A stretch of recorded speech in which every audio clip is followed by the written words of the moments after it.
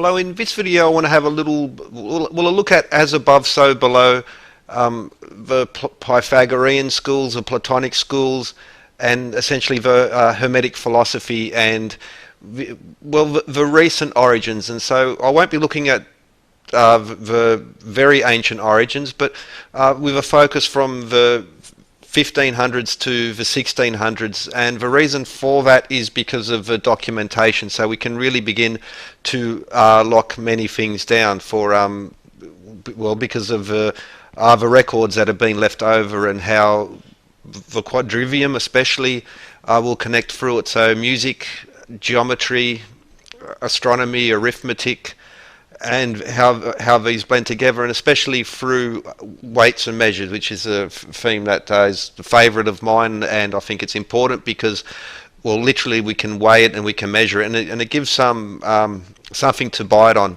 and because generally this, if you mention Hermeticism and all this, it just gets sort of waved away, and it's connected with more very a Hollywood vision. For instance, the Philosopher's Stone, people assume, it's been inserted into our culture that alchemy is, and the Philosopher's Stone is about turning lead into gold. And well, you cannot deny that part of it, but the interesting thing is that we actually can turn lead into gold, and there's been some recent discoveries on that. But what we really have is a system of science and encoding knowledge, and the birth of the modern scientific age can be 100% connected to this particular period. And I'll be looking at especially English history. But before we begin, so we have Andrea Palladio.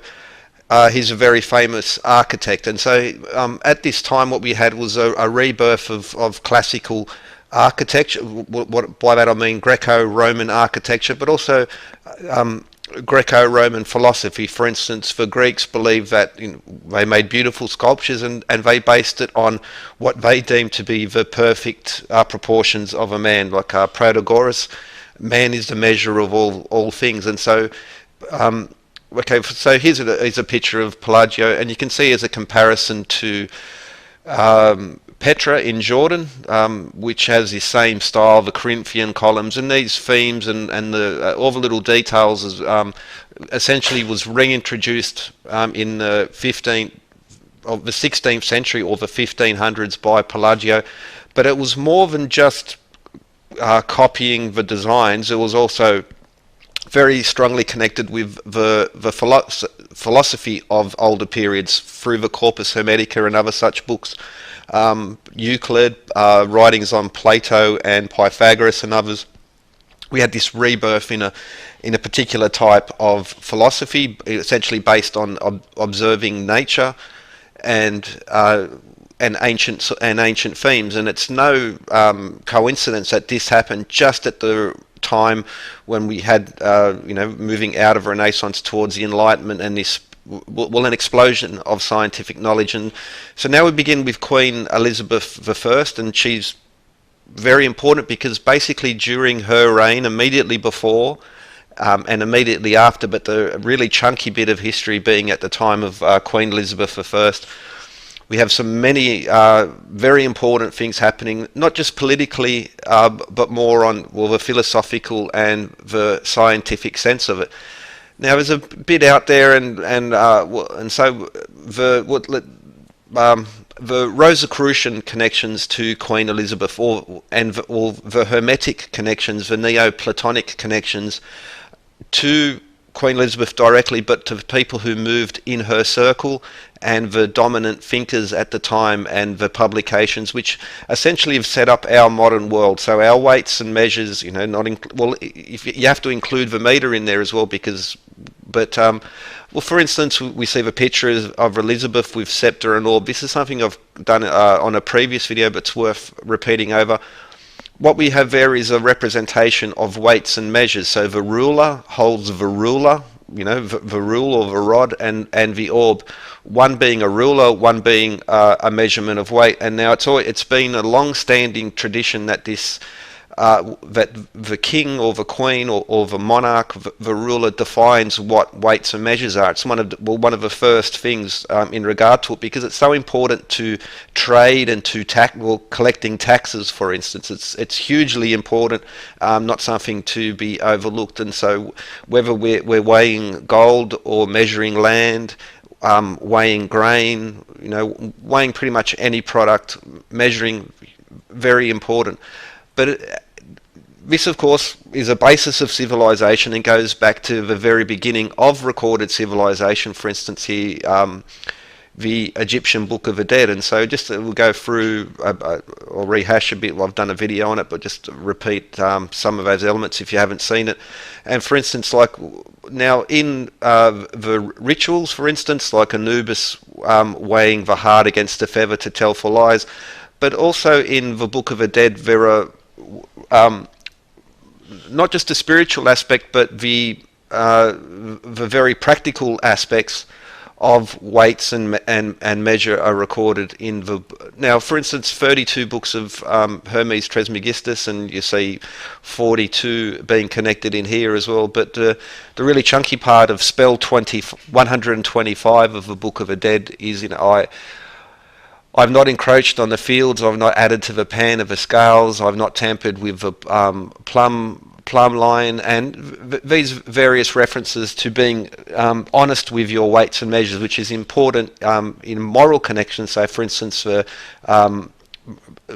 development of a better person, so to speak, in Freemasons and such groups, and these themes of honesty and honest dealing on the level, square house, etc., very much connected with weights and measures. But also, for instance, going back still in the ancient time, Hammurabi, and which is the Code of Hammurabi, a famous book of law, which again dealt a lot with weights and measures, how much one should pay in compensation, etc. But you also notice that the symbol he's holding is the same as of Ishtar, and this in itself is it's a scepter and orb. In other words, it's a symbol of standardized measures, of royal measure. Now you'll find similar themes. For instance, this is a reconstruction, but this was one of the earliest depictions of Zeus, which is holding the orb and a rod, and very similar. So this is a reconstruction of Athena in the Parthenon in Tennessee, which also has, I've done in the previous series, Hermetic America, and there's connections there as well. But you're also going to find the same symbols and all speaking about the honesty of weights and measures. So for instance, in Leviticus, that you have just balances, just weights, that you have honesty in your weights as well. And just a reminder, whether it's trade or whether it's taxes, whether it's dealing in land and dividing up land, etc., weights and measures, you can't have a civilization without it. In Proverbs, again, there's another reference to weights and measures in the Bible, and there are more than a few, so I might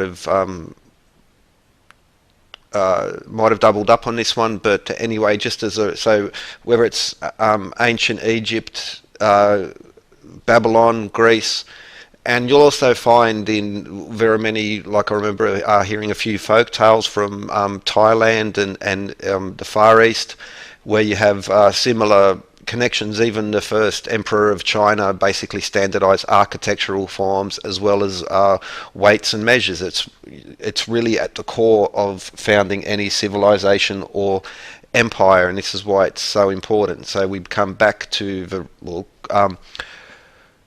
Queen Elizabeth, and you say, well, the French kings, but also again in this the Christian tradition, the divine weights and proportions, and this concept of what is the perfect weights and measure is very much connected to Hermeticism, because there are practical aspects, but there are also philosophical, spiritual aspects to this as well, as we will have a look into. But for instance, in Sydney or in Winnipeg, and well, again, connections to Virgo, and there are several connections in the constellations in regards to weights and measure.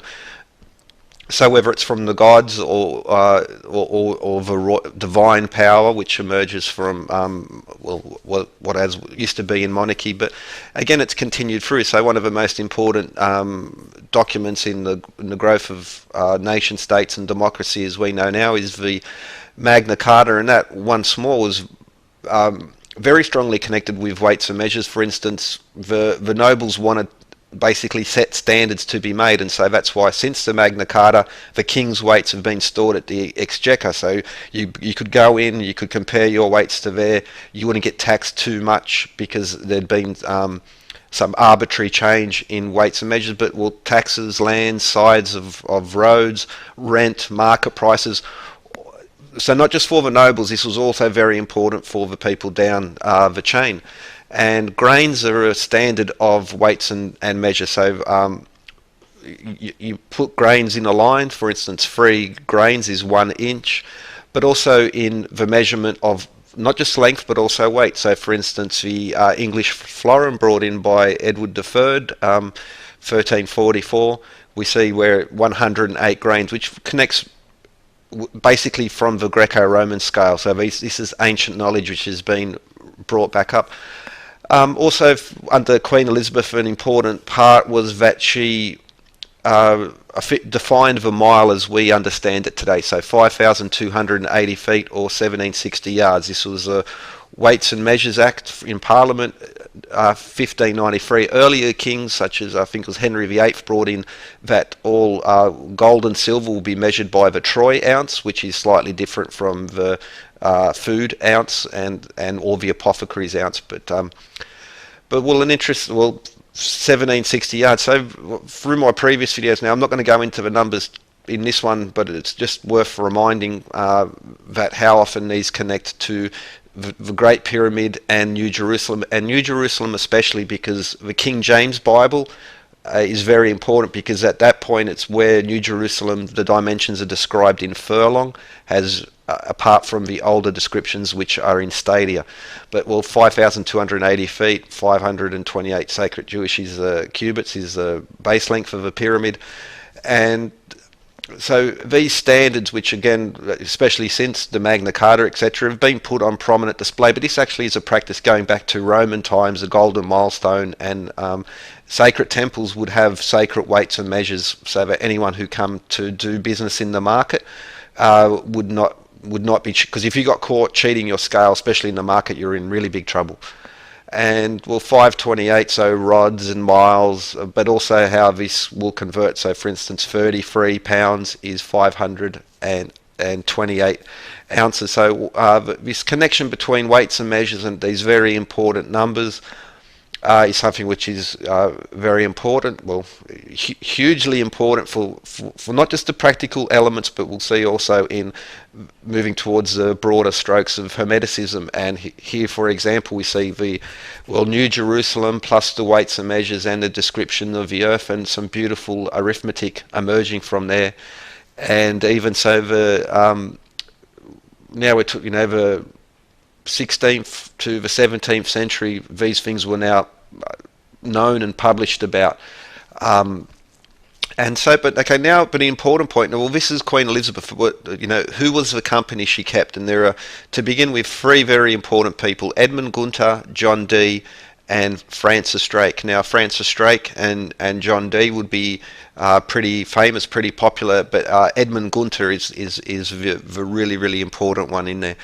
And we'll have a look at symbolism. So for this particular picture of Elizabeth, you see her with the pelican at her chest, which is the Rosy Cross, Rose Croix, Rosicrucianism, for instance. And now she also has the rose up there. Now that might be the Tudor rose, so a question mark there, but I think that it's like a subtle double reference, because we'll see later how strong these connections to Rosicrucianism, etc. Now, just as the picture of the Rosicrucian picture, which features the bee and the beehives, also how this is a standard symbol up to now: Masons, Oddfellows, Theosophy, all these sorts of groups. And just as an example, so the 18th level on the Scottish Rite, the Knight of the Rose Cross, is very strongly connected to, well, at least at the moment, Freemasons.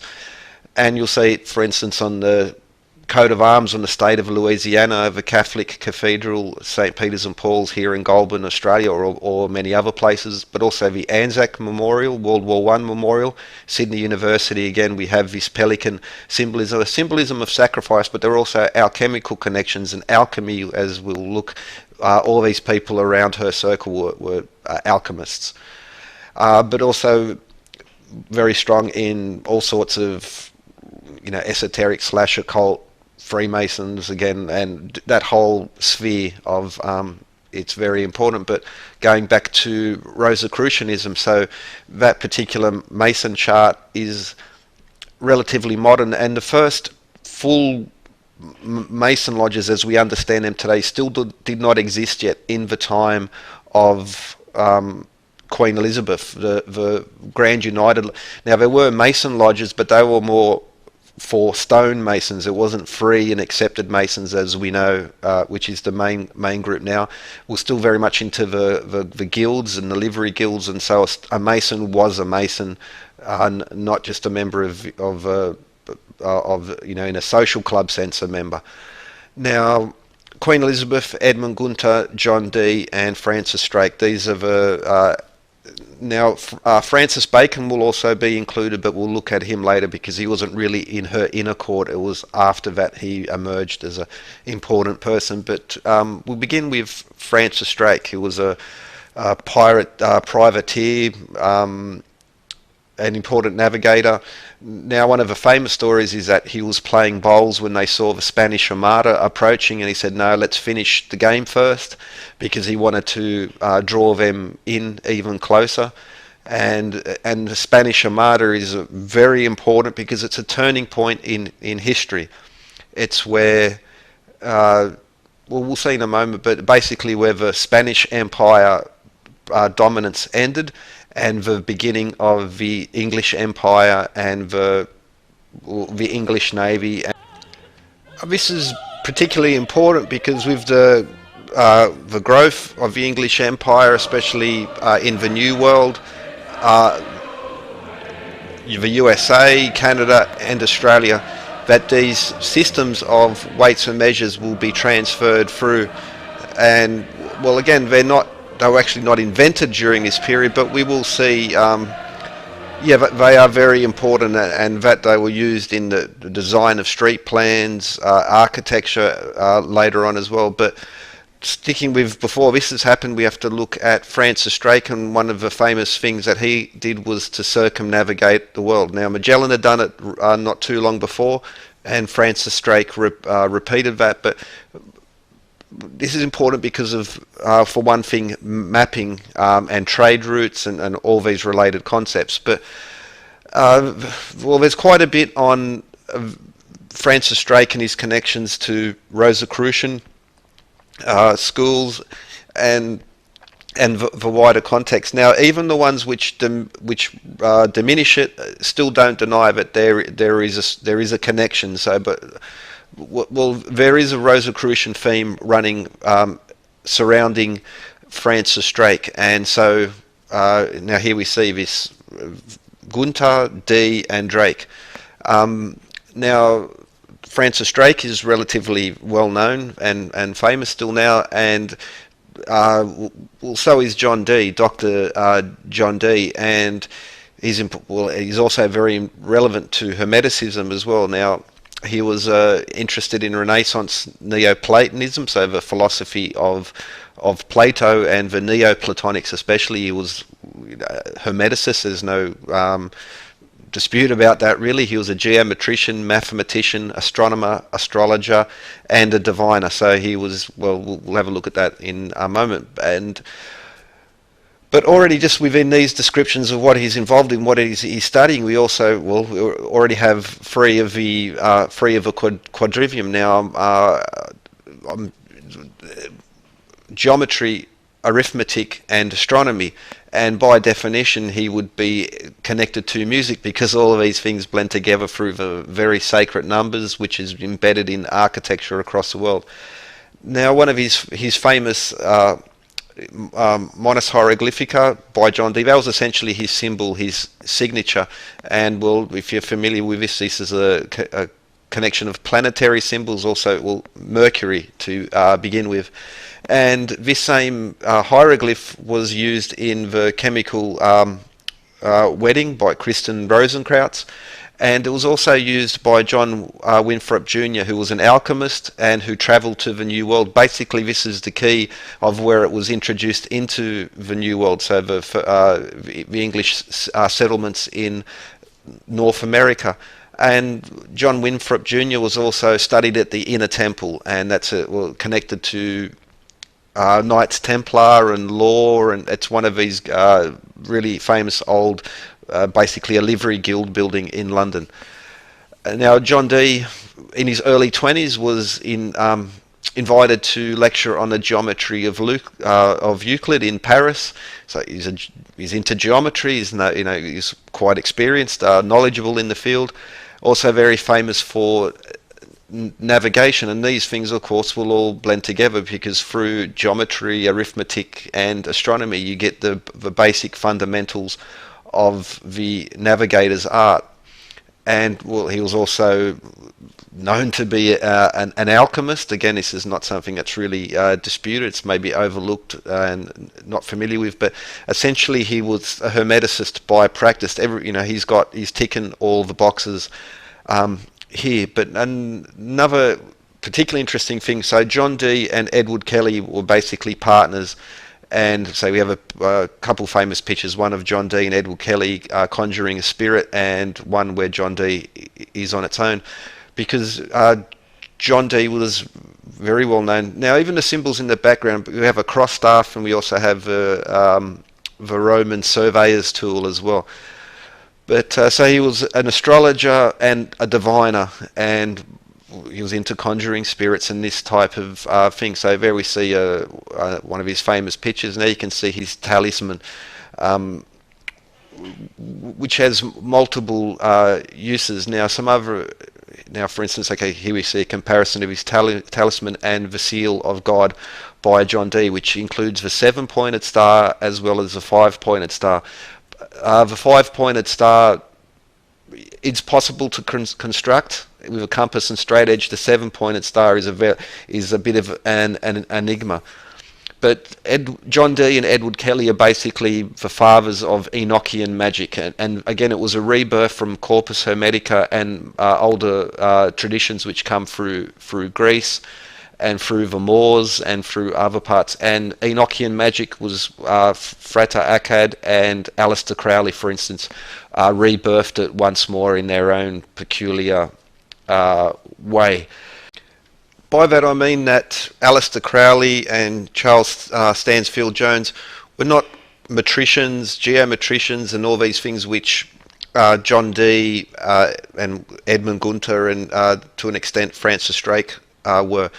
But John Dee was a court astrologer and advisor to Queen Elizabeth I, and hopefully I won't get plinged for copyright, but here's a clip from the movie Elizabeth starring Kate Blanchett.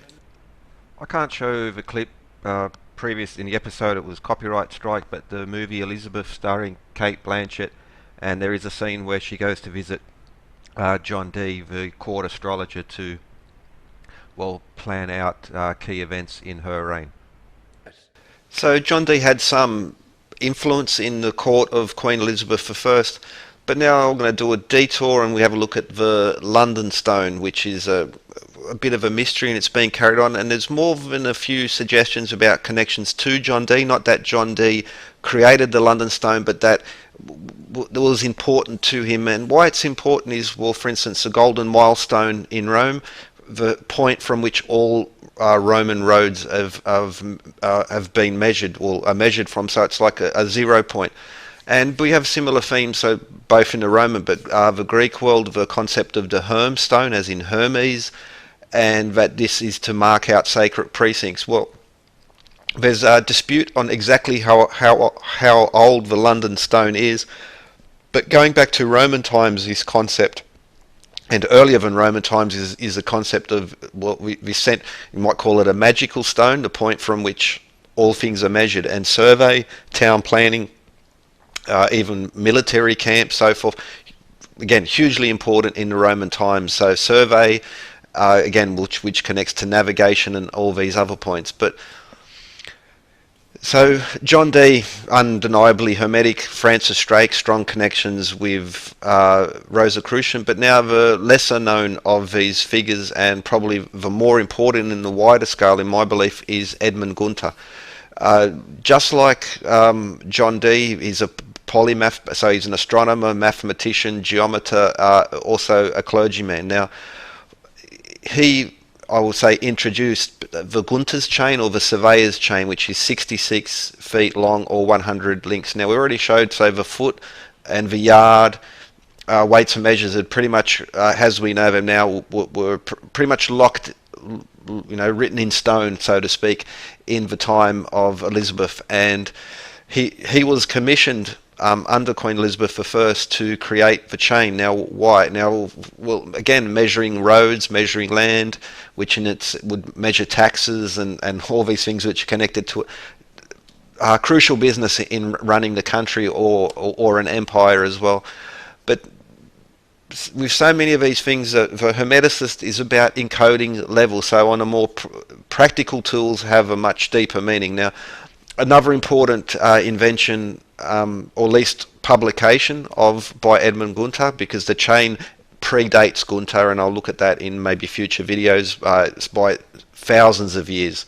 So he invented a slide rule, and so he was doing some some important maths at the time. Now, another one of his inventions was the quadrant. And so again, with a simple plumb line, pretty much it's an early version of the sextant. And this was a navigator's tool, so you could calculate the hour, and then by knowing which hour it was where you were at, you could then calculate longitude and latitude, which was not really solved until a bit later. Now, his writings include work on trigonometry, but work on the cross staff as well. So he wrote quite a bit, hugely important, but to many fields. So, well, maths, land survey, construction, and as we shall see, because another one of the so-called inventions, he wrote on it and defined certain things regarding the cross staff, which was a very important sighting tool for astronomy, and we'll see land survey, navigation, cartography. So the sailors making maps using tools such as this, they could draw the map as they sailed along. And so here's some of the basic tools used at that time. And we have to remember, at this particular point, they did some awesome measurements, some awesome science. Now we've improved on it, but they were working at a very high level of precision with some very basic tools. And so the quadrant, the chain, the cross staff, and also the Gunter's chain, we see navigation being a key theme. So, and at the same time, we have Sir Francis Drake circumnavigations of the globe. Sorry, typo there. But also the growth of, we already had the Spanish, Dutch, Portuguese empires, but now we really have the growth in the New World. So, especially in North America now, the cross staff. Why is it so important? Well, it works together with the quadrant and the chain. But for instance, and there's a few other little knickknacks that are really worth mentioning, and that is that. It's mentioned in his book on the cross staff. He describes the length of it, and it's exactly 1 yard, which is 3 feet 36 inches, or 108 grains, or 48 fingers, which is in itself an important connections to this whole Hermetic theme in regards to the weights and measures of architecture, both brand spanking new as well as the classical period.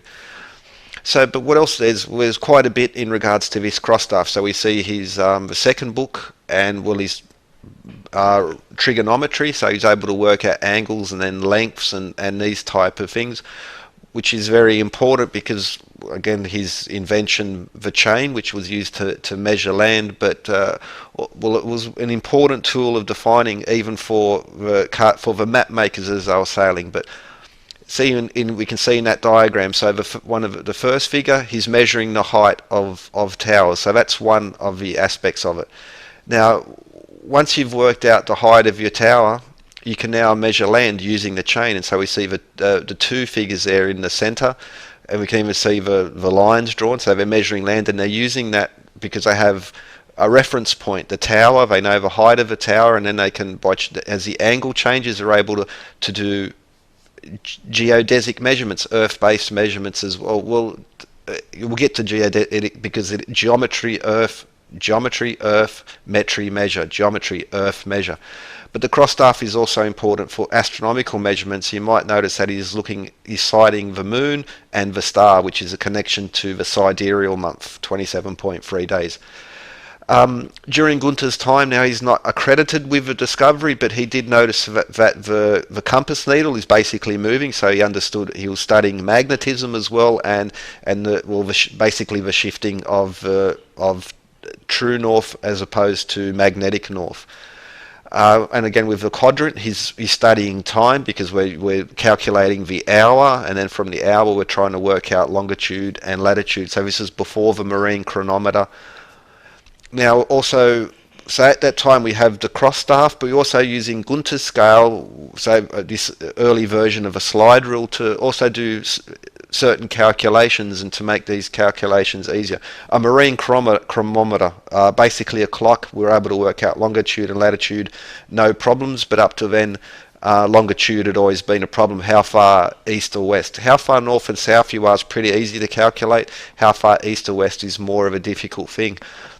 But in Gunter's time, we see the basic elements, all the tools were there, and people were literally sailing around and making very accurate maps, and the development of that. It was just more complicated with the marine chronometer. It became easier. Now, also on that first page of the second book, he also specifies a circle is defined by 360 degrees, each degree made up of 60 minutes, and each minute made up of 60 seconds.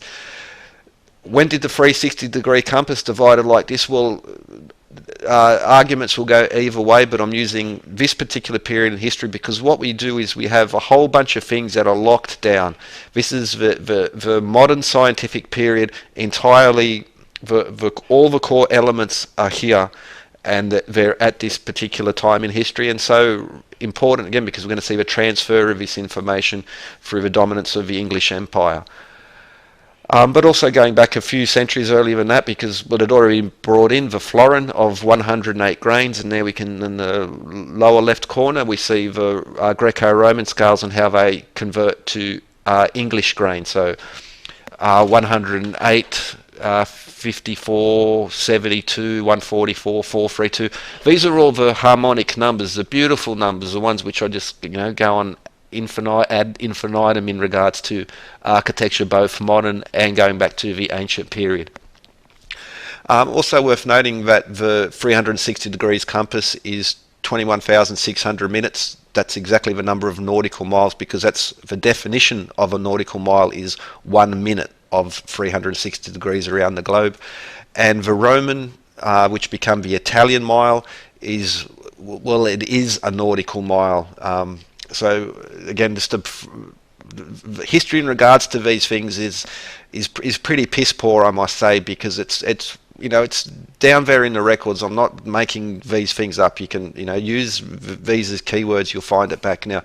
Macedonian or Byzantine were also using this 108. It's just a really important in weights and measure, and that it carried through again, because this period was born out of the Renaissance, especially when Greco-Roman architecture and forms and philosophy was becoming reborn in Europe especially. And so, okay, the Gunter's chain, whether it's in Canada or Australia or America, this was used as one of the standards. For instance, 66 feet wide roads, again across Australia, America and Canada. And this is like an important reference because it shows how this was passed on and through from Queen Elizabeth into Gunter, and how it's been so important because we see these countries which are still economically, politically dominant around the world, and how this, well, you could colour in a whole bunch of other countries as well, but just as an example, hugely important, the impact of Edmund Gunter. Okay, so I'm going to have to split this video in two, maybe a few other pieces, because there's quite a bit yet to go, but just as a review, already, so in the 1500s or the 16th century, we already have this rebirth of classical Greco-Roman type philosophy and architecture, as we can see from Palladio.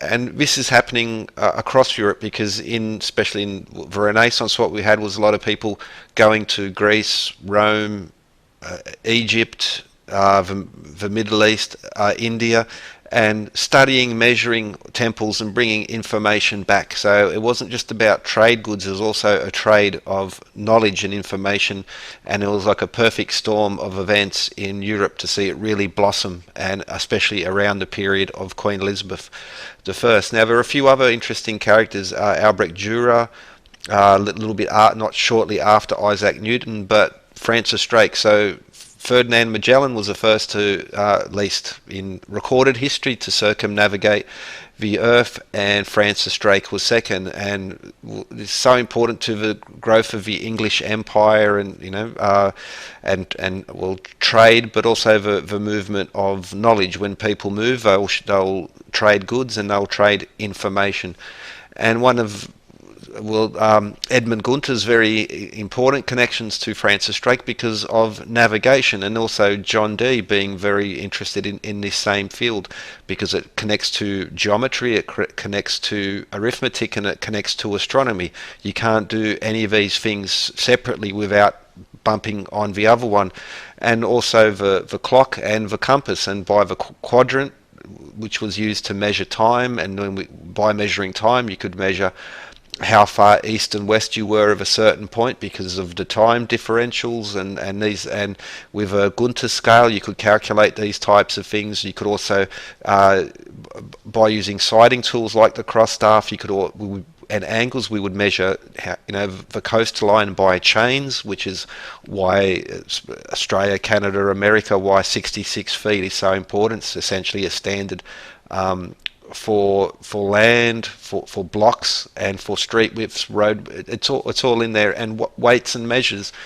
And so the imperial units, basically the international standard of imperial units comes from this, from the English, and especially during this period in time, because foots and weights were shifting, but basically they've been locked in from the period of Queen Elizabeth, and that's very much thanks to people like Edmund Gunter, and to a lesser extent John Dee, but especially Edmund Gunter and the chain. But for instance, 1 mile, 5,280 feet, connections to New Jerusalem, and so many others.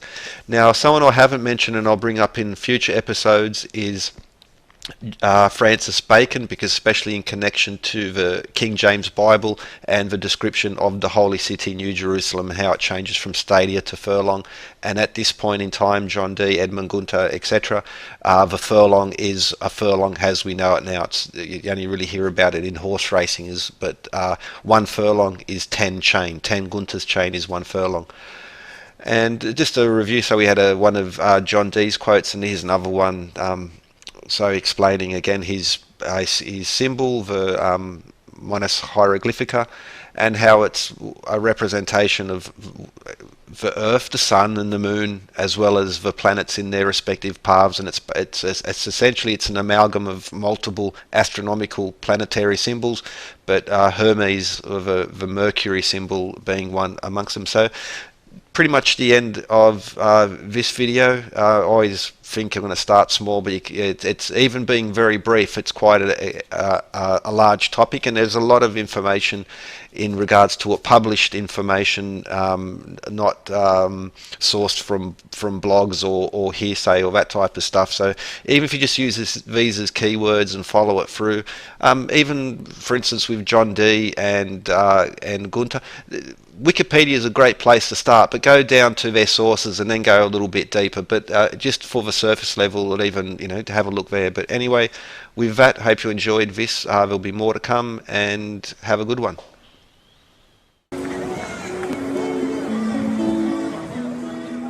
Hello, this will be part 2 in this particular series, and part 1 was focusing on the Elizabethan era, and here we're going to have a look at King James I, who came directly after her. But so we have Queen Elizabeth, and just as a review, so we had Edmund Gunter, John Dee and Francis Drake, and how especially John Dee and Francis Drake were, it's not at all really argued that they had at least some Rosicrucian, let's just say esoteric connection to earlier periods, but also, well, the concept, especially in regards to the development of weights and measures and the foot, and the weights that we know now are pretty much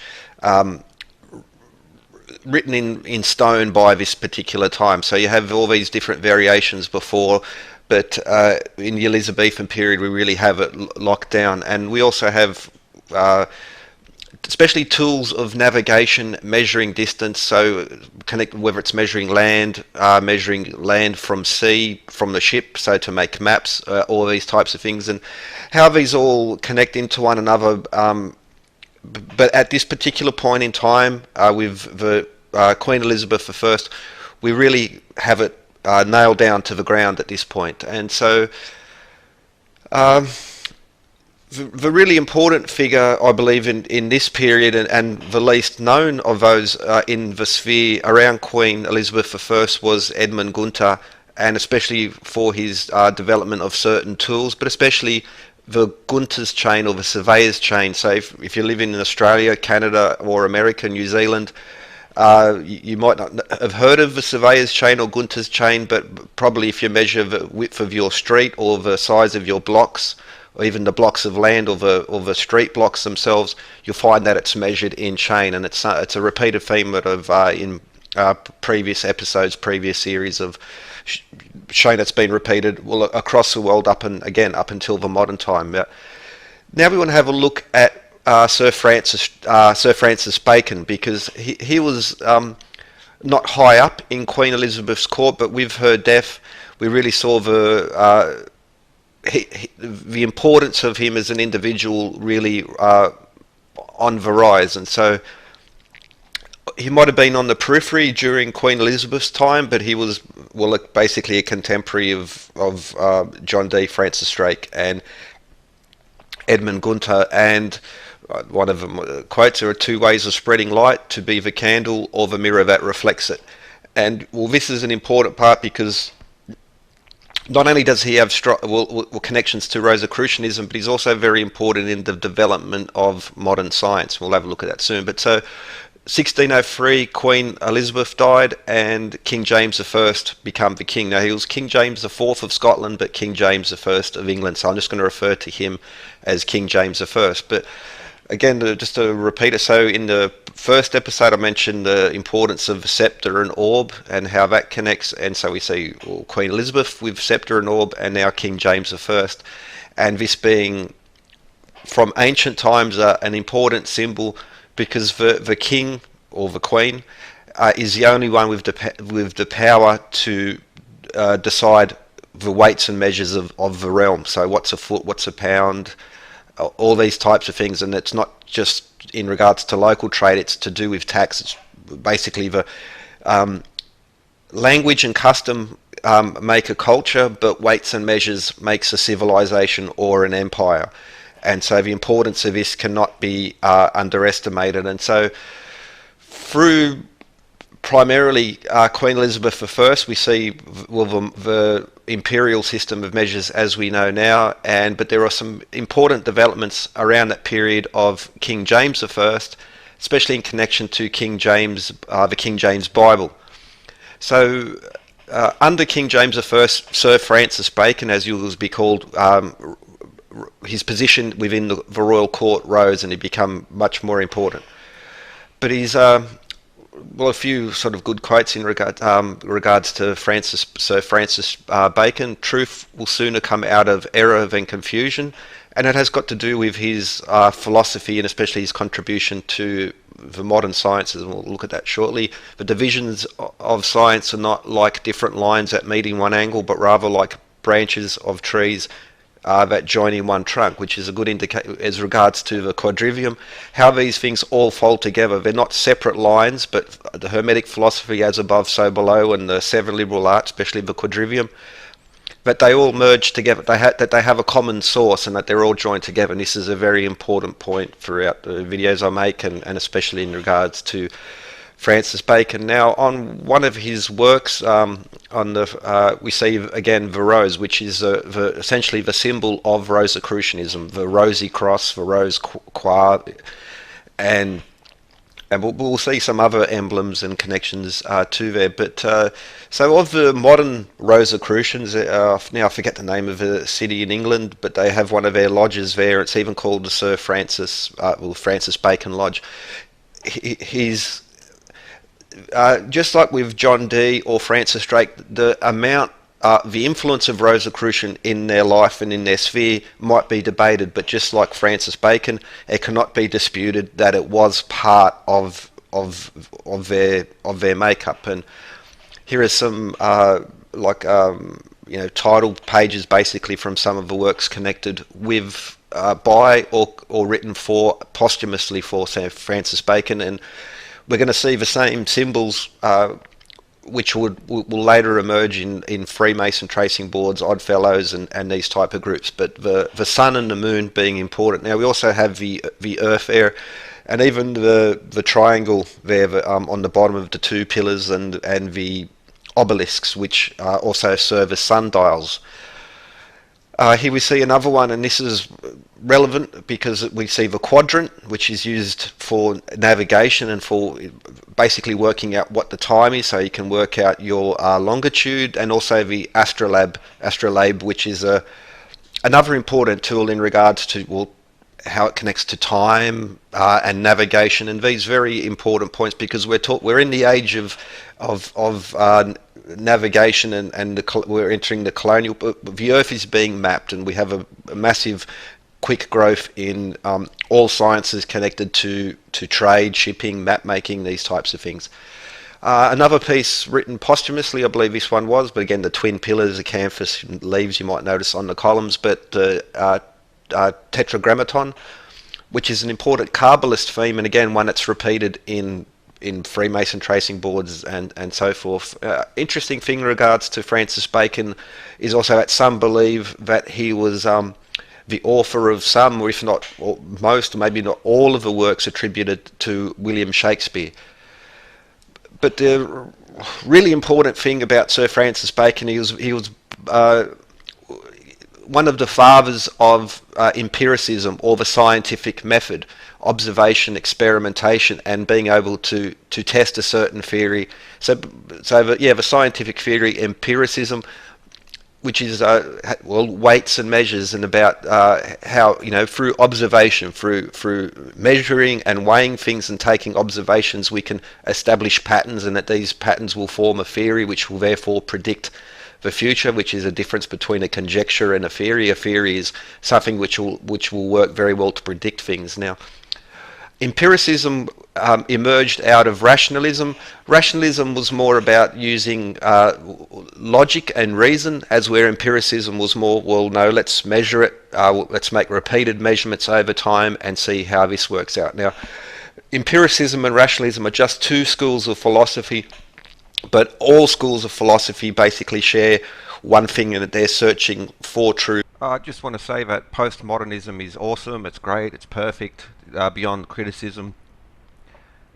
Our betters know, it's common sense censorship to no one must criticize postmodernism. It's just great, it's perfect, I love it, it's awesome, it's excellent. Thank you to my betters for telling me what to think. It's just great. Postmodernism, yay, yay, yay. Sir Francis Bacon, now back to the main point, and this being Sir Francis Bacon.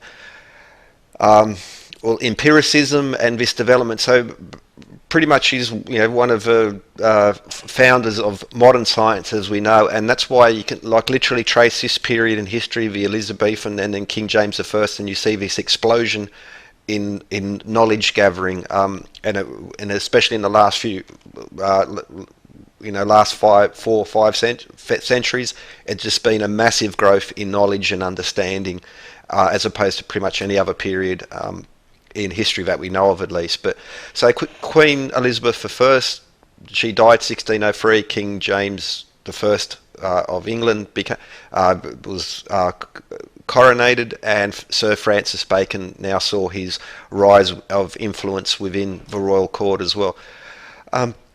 Also connections to the Royal Mile in Scotland, which connects to Egyptian Royal Miles, but that's I should have included that, but anyway, that's something else worth mentioning. But the important point in regards to Francis Bacon and the King James Bible was that he, amongst other people, but there are connections, well, he was edited the translation, so you see the King James Bible and also the Bible now first being printed in English as opposed to being strictly in Latin or some arcane language that only the learned or the priest could understand. So it's also the development of a bit of a social movement in regards to making this thing accessible to everyone rather opposed to the select few.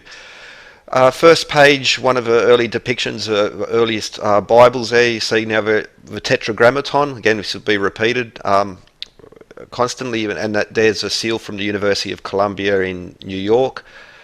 The concept of sun and moon, even the dove as well. Now, I've done some videos in regards to that, but sun and moon compared to as a standard recently modern tracing board, and from the recently modern, I mean in the last 250 years.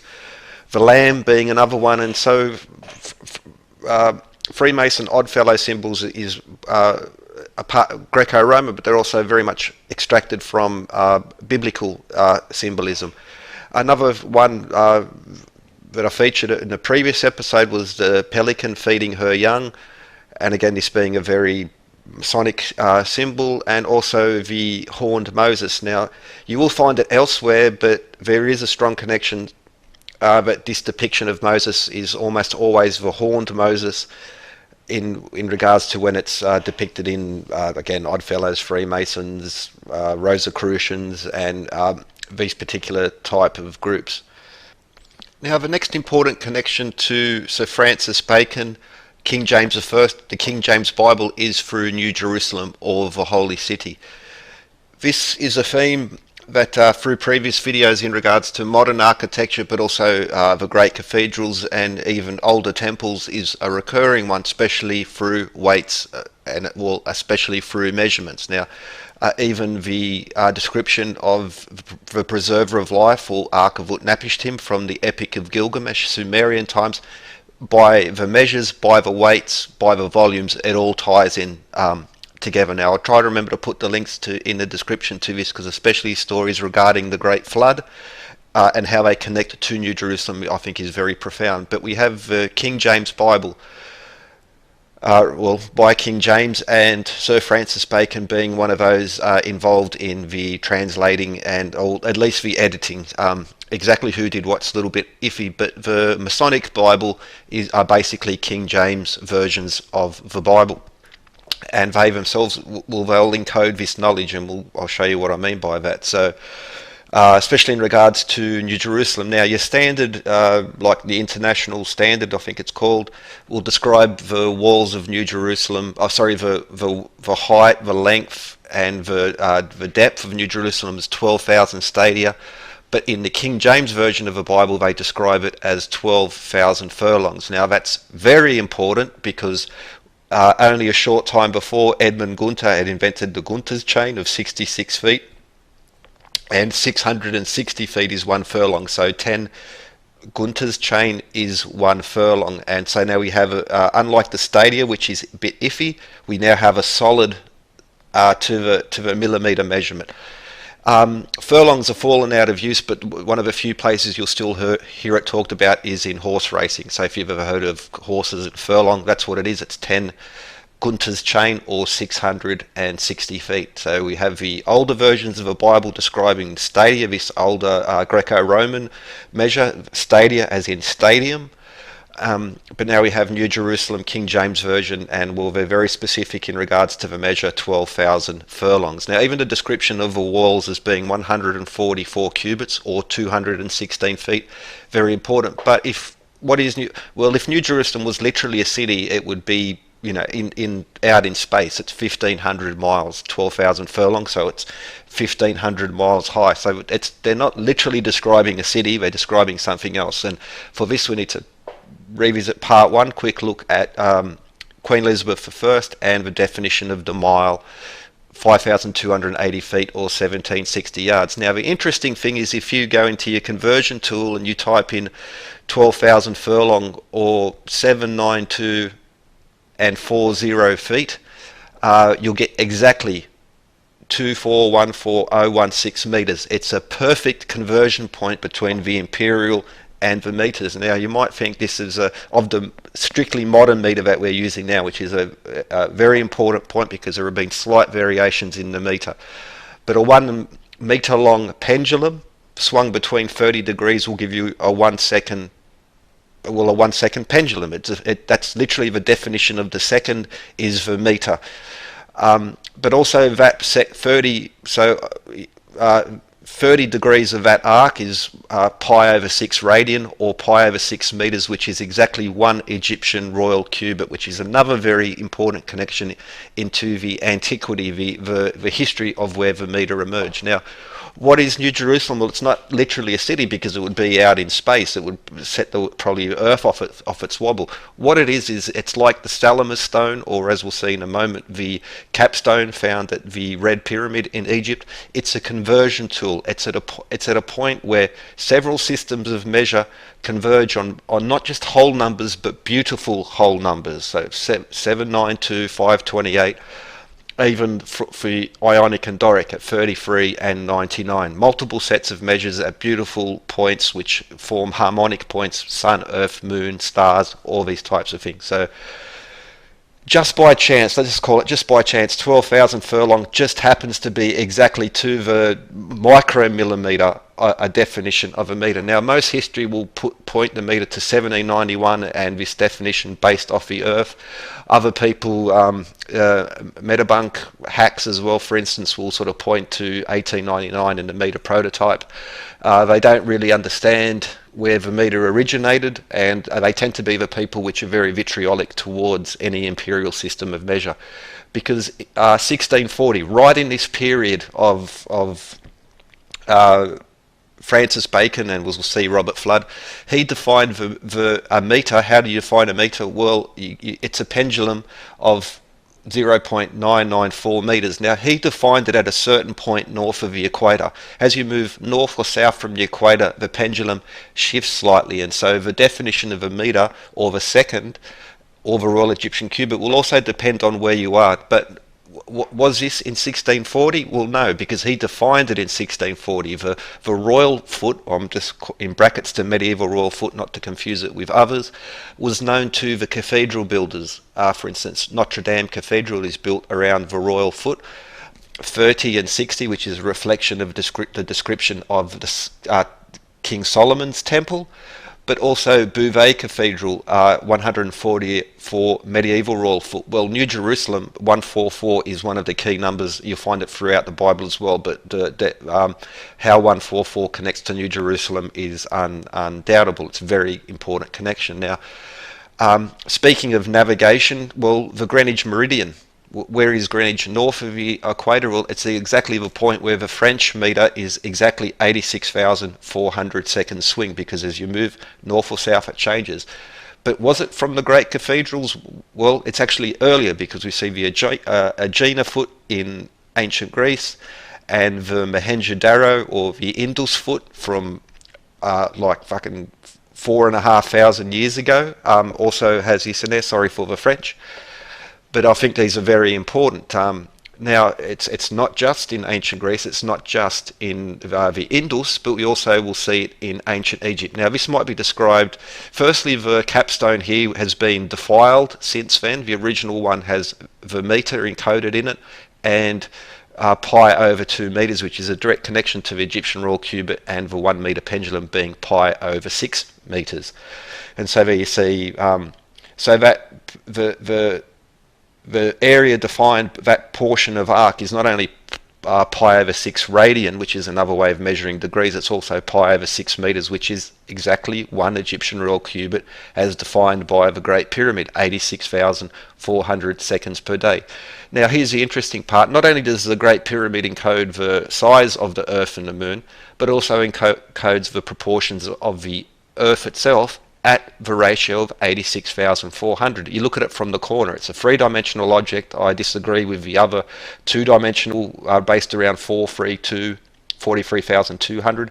I believe the number is 86,400 because it's much more elegant. Now, the maximum visible base length, including the sockets of the Great Pyramid, is exactly the speed of the Earth per second. Therefore, times it by 86,400, you get the equatorial circumference of the Earth. So around the equator.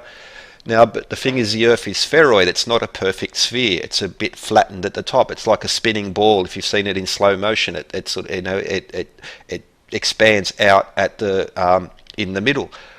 Well, if we multiply the so we have the maximum visible base length, including the sockets, 86,400 to the scale of the Earth. If you multiply the height of the Great Pyramid, including the socle or the paving stones, multiply that by 86,400 seconds, we get the polar diameter of the Earth. The second is connected to the second pendulum is connected to the Royal Egyptian cubit as defined here by the Great Pyramid. That's universally accepted, and it just so happens to connect to not just the rotational speed of the Earth, times 86,400, we get the equatorial circumference of the Earth, but we also get a description of the polar diameter or the flattening of the Earth.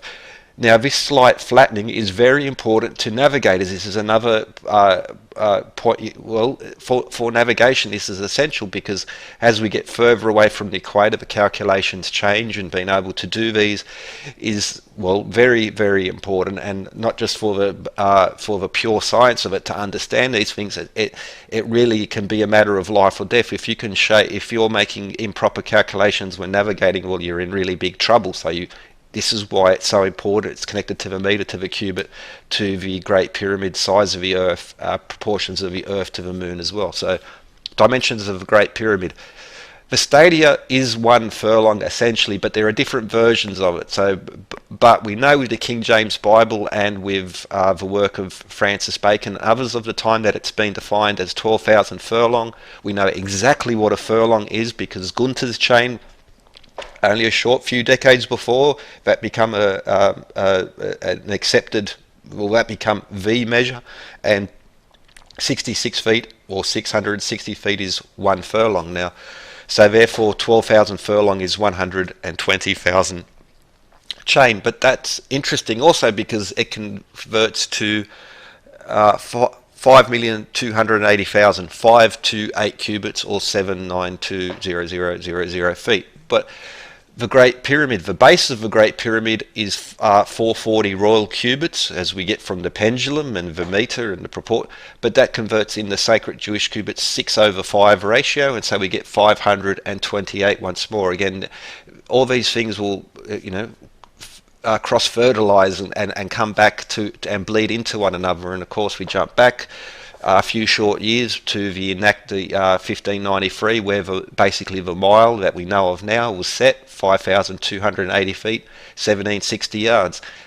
1760 Royal Egyptian cubits is the perimeter of the Great Pyramid's base, the pure pyramid, not the socle or the sockets, and the base length of each pot is 528 Jewish cubits. So we have, again, this connection, multiple sets of weights and measures bringing us multiple sets of knowledge, but all converging around exactly the same numbers in the infinite sea of numbers, and in all this randomness, and it shouldn't happen, and it's all a coincidence, and don't look now, but here it is, weights and measures. Edmund Gunter, Elizabethan period, bleeding into Francis Bacon. Now, 66 feet or 660 feet for 1 furlong. Either way, we get the size of the Moon in canonical cubits, the size of the Earth in ionic furlong, the size of the Earth in, well, ionic fathom, long fathom, sorry, the long foot, the weight of the Earth at 66,000 short tons, the speed of the Earth around the Sun at 66,000 miles per hour at its slowest point, and also as best available knowledge, we have the solar system sort of goes up and down the ecliptic, and that's on a cycle of 66 million years, 66 feet per Gunter's chain, or 660 feet per furlong. Now 66 feet is 792 inches, 1 furlong is 7,920 inches, 7,920 miles is the diameter of the Earth above 99.95%, I do believe. In the Ionic scale, both the Sun and Moon are described, and of course New Jerusalem, or the Temple of Man. Sun, Earth, Moon, and the Temple of Man. And just so happens that the 66 million years cycle of the solar system around the galactic core is 792,000 kilometers per hour. Oh my, it's all just a coincidence, nothing to see here. 528,000 cubits, well 528, mentioned that in previous episodes.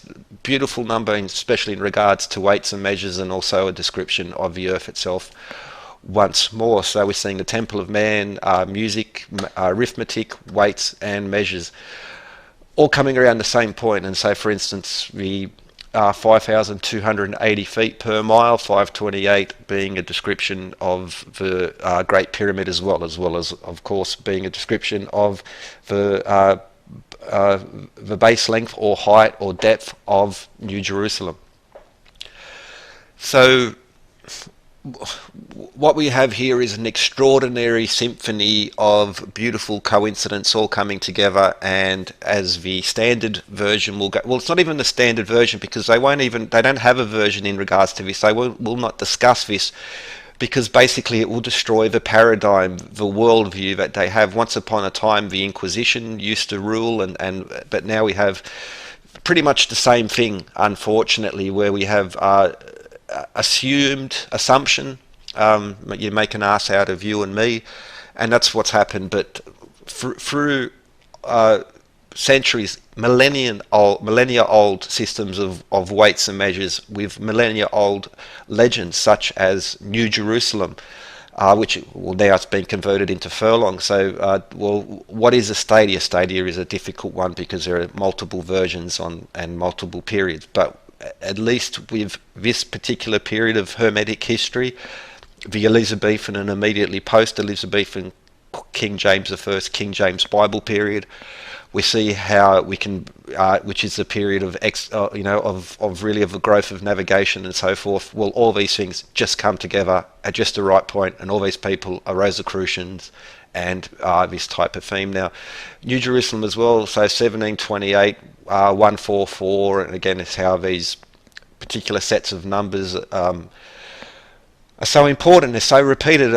Every series I've done, every major public building, every major cathedral, all the street plans across especially the new, like America, Canada, New Zealand, Australia, as well as many other places, but just with a focus on them because there's such readily available documentation, all based around these things, all of them, every single bloody one of them. Also 108 will connect to New Jerusalem, not just the maximum visible edge length, so the most you can see at one time because it's a 3D object, but also each base is 108,000 Royal Babylonian grains. If we go back to the pendulum and that 30-degree arc, which defines the second and the royal and the meter and the Royal Egyptian cubit and 86,400 seconds per day, well, that's 108,000 seconds as well, which is the minimum, is the smallest breakdown of the compass, and 108 grains is the smallest breakdown of the Royal Babylonian scale. And earlier, previous episode, the 1 yard long cross staff of 1 yard, 108 grains in the florin. Again, this was already established before Edmund Gunter come along, and so people like Edmund Gunter, Francis Bacon, all that they've really done is solidified it and put it in an attainable form. The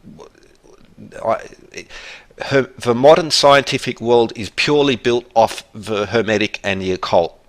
It's not they don't like to discuss it. They don't even, but the fact it's a measurable, testable, observable, scientific method fact. and it's recorded in history quite well. Now, in the next episode, I'm going to be talking, well, Isaac Newton, but also Robert Flood. Now, he was a contemporary, but also carried on the Rosicrucian tradition from Francis Bacon. So once more, just like with the Elizabethans, Edmund Gunter, Drake and John Dee, moving into Francis Bacon and Flood. Now, if you notice that picture of Flood, you'll see it again. His hands were arranged in a very unusual way, gang signs. Now, this is in art forms, again, going across centuries. And for instance, here's another few examples. If you're posing for a picture, you don't hold your fingers like that. It's very, very uncomfortable. Try it just for a minute. They're passing on symbols. So again, we see, if you notice the way his hands are posed, how his hand is posed in front of him, he's sending a signal here. Now, I don't know how to read these yet. There's a few variations on it, but there is information there. They're flashing gang signs. Gangs still do it now, and it's prison code, but it also goes back. Now, there'll be a little section here.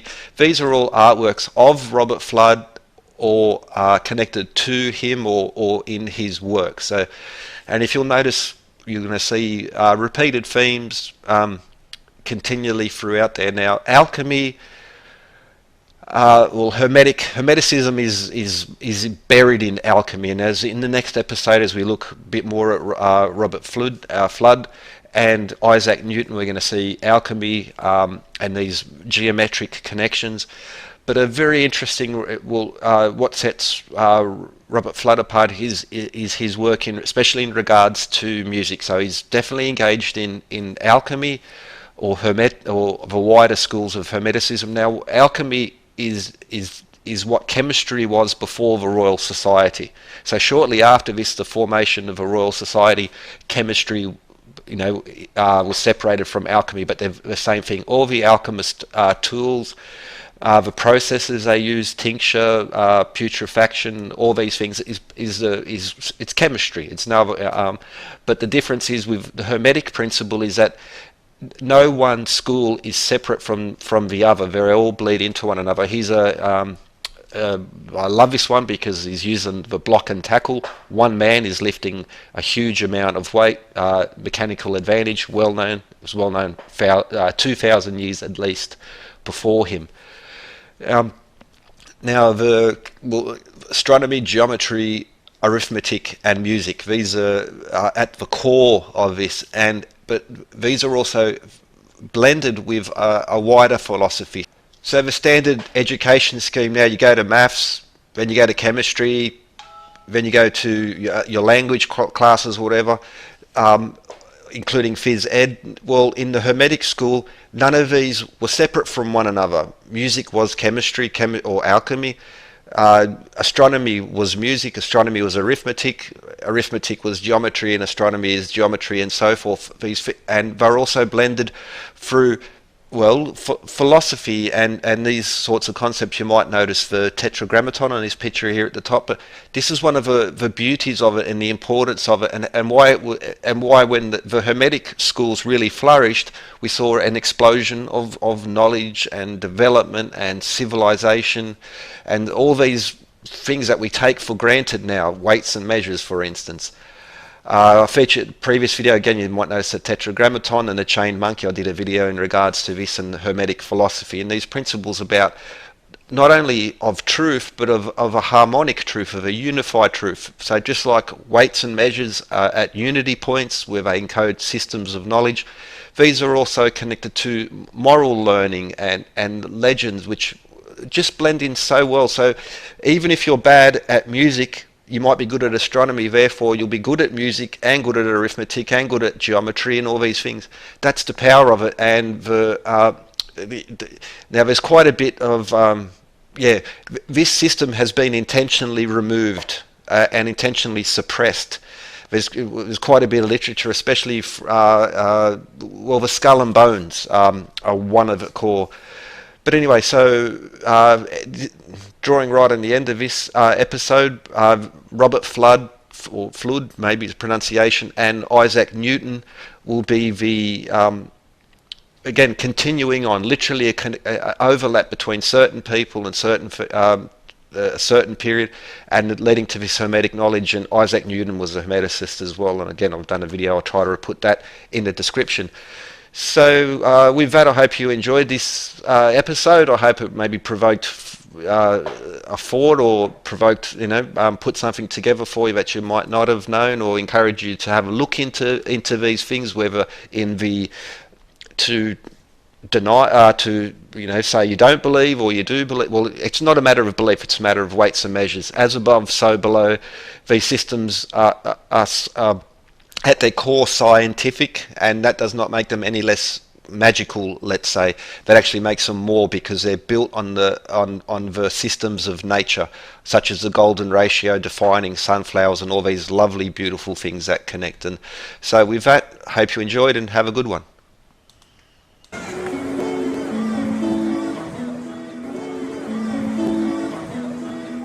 Hello, this will be part 3 in this series of the history of the Hermetic, and especially looking in the 1600s, so 15, 16, and soon enough the 1700s. But so episode 1 looked at Queen Elizabeth, Edmund Gunter, John Dee, Francis Drake. The previous episode was a focus on Francis Bacon and the influence, especially of continuing influence of Rosicrucian and such movements. But now we're going to have a look at John Flood. This will be fairly short video in comparison to the previous two, but John Flood was basically worked with Francis Bacon and continued the tradition of it, and also through his artworks connected to his writing, some of his own personal ones. We'll examine those. We'll just have a bit of a look through them now, but once more we'll see these continuing themes, and this is also at the very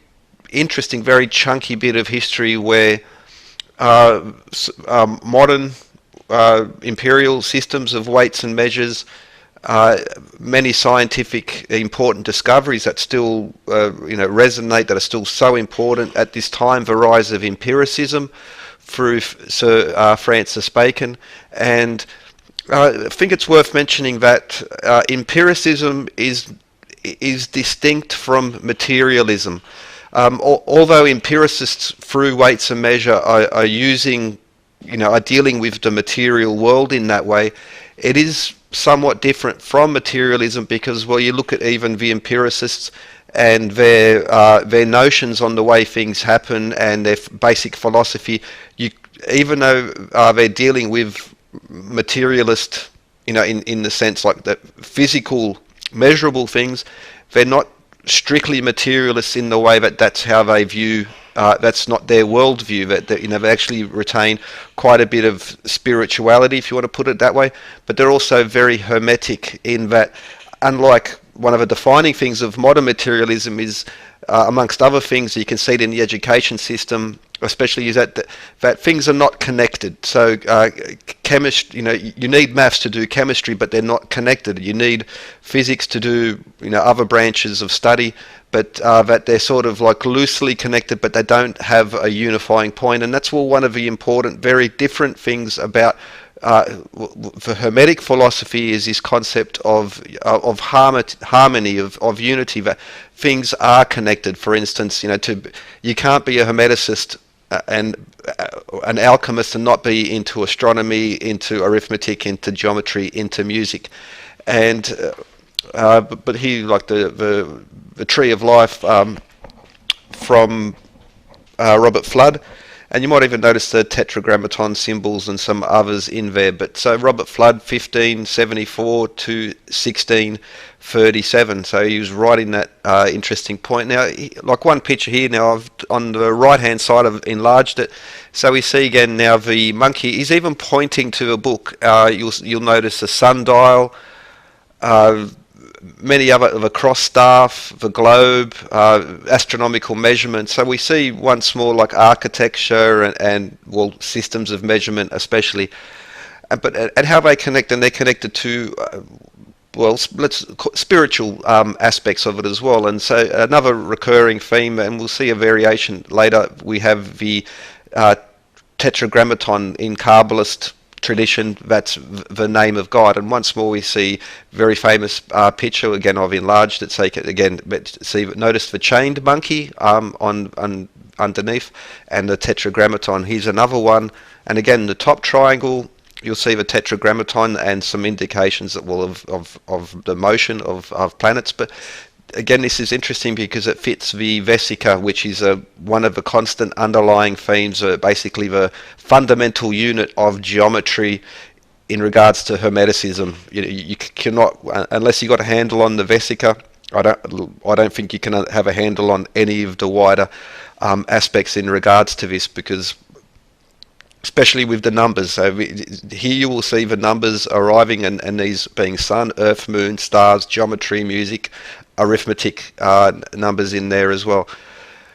And so especially the vesica, well, that actually does connect to the sidereal month in a very beautiful and subtle way, but the most obvious, most known is the connection to the synodic month, so the one orbit of the moon around the earth, and how that connects to the eclipse. And you'll see it in earlier, but also later Christian symbolism. For instance, this is from Chartres Cathedral, and in the Bible, for instance, 153 fishes. And again, so it's it's astronomically speaking, but also it's just a beautiful number in so many aspects. So even if you're not, if you're a bit like me, where you don't sort of want to go down that spiritualist sort of road or that thing, well, that's okay, because there is beautiful truth in this nonetheless. So you don't, even if that's your thing, great. If you're leaning towards another direction, well, that's great as well, because either way it all works. But the vesica, the breakdown of it, and again, this is one like a perfect conversion to a beautiful, so sun, earth, moon, and stars. There's so much I could that page would just be filled with writing in regards to all sorts of systems of measurement, sun, earth, moon, geometry, all of that. It all blends in. And just as an illustration, so the moon, synodic month, for where we calculate full moons, is one orbit of the moon around the earth in relation to the sun, not to be confused with the tropical or sidereal month, which is one orbit of the moon around the earth in relation to a fixed star. So the synodic is sun, earth, and moon. The sidereal is earth, moon, and stars, which again will blend into this wider system of symbolism, because sun, earth, and moon, but you also see the stars, the celestial sphere being a repeated theme, and the number of days as compared to the proportion of size from earth to moon, it's just beautiful. It's just lovely. It's perfect, and it's with a few lessons you can learn so much about astronomy, for instance, in a strictly materialist way, by studying this, and that's the sadness of it, that it's been lost. But for instance, hermetically speaking, so what we have there is illustrations of music, but also how they connect to the elements and alchemy. But just as an example, so I've done a close-up, and we can see the numbers 32, 48, 72, 108, 162. These are exactly the ones you see repeated in all this important architecture across the world, across centuries, but still being used today, especially in major capital buildings and cathedrals. Just as an example, so I've got a comparison of the two, and they're talking, well, there's a language there of proportions which connects musically, but also he's speaking here about the divine, but we have the four elements, the seven heavenly bodies, and the order of angels as well. Jacob's Ladder is an interesting one, because this will also direct us to, like I did a series on New York and a special episode on Ghostbusters and how that connects. Well, Jacob's Ladder and the pillow stone of Jacob. So the stairway to heaven, so to speak, that's where this term really originates from. And while sleeping on the pillow stone of Jacob, he had a dream about the Jacob's Ladder to heaven. Well, the pillow stone of Jacob is said to be was held by the Rorics, and it's in the cornerstone of a master apartment building. Harvey Wiley Corbett was the architect. He also did George Washington National Masonic Memorial. Einstein and all these really important people are directly connected with it, are great fans of what the Roric Pact and the Roric movement was moving to, connected really strongly to Freemasonry and Theosophy, and Jacob's Ladder, of course, being a standard in Freemason tracing boards. Now, another picture that, if you're familiar with this area, is also the concept of the microcosm and the macrocosm, and there we see almost in a Vitruvian man type of sense. But even so, we'll see what we have is the sun and the moon, the planets, or the seven heavenly bodies, because the sun and the moon plus the 5 planets which were known in antiquity. But also around the outside of that wheel we see the zodiac. On this spiral picture, now it's Deus. Now, earlier versions would have the tetragrammaton with that old script, but this is the stuff that Robert Flood was engaged in, a continuation again from around that period and this explosion of Hermetic knowledge. And with that, okay, so hope you enjoyed. Once again, hope of maybe, encourage you to maybe look in these things a little bit deeper, because they are, there's a long history, a lot of excellent records about this. This is not conjecture, sort of just making this up on the spot. That these are based on it, and with these words, keywords, you can again look into it yourself and find the depth of it and how important it is. And with that, hope you enjoyed. Have a good one. Hermeticism, it's a thing.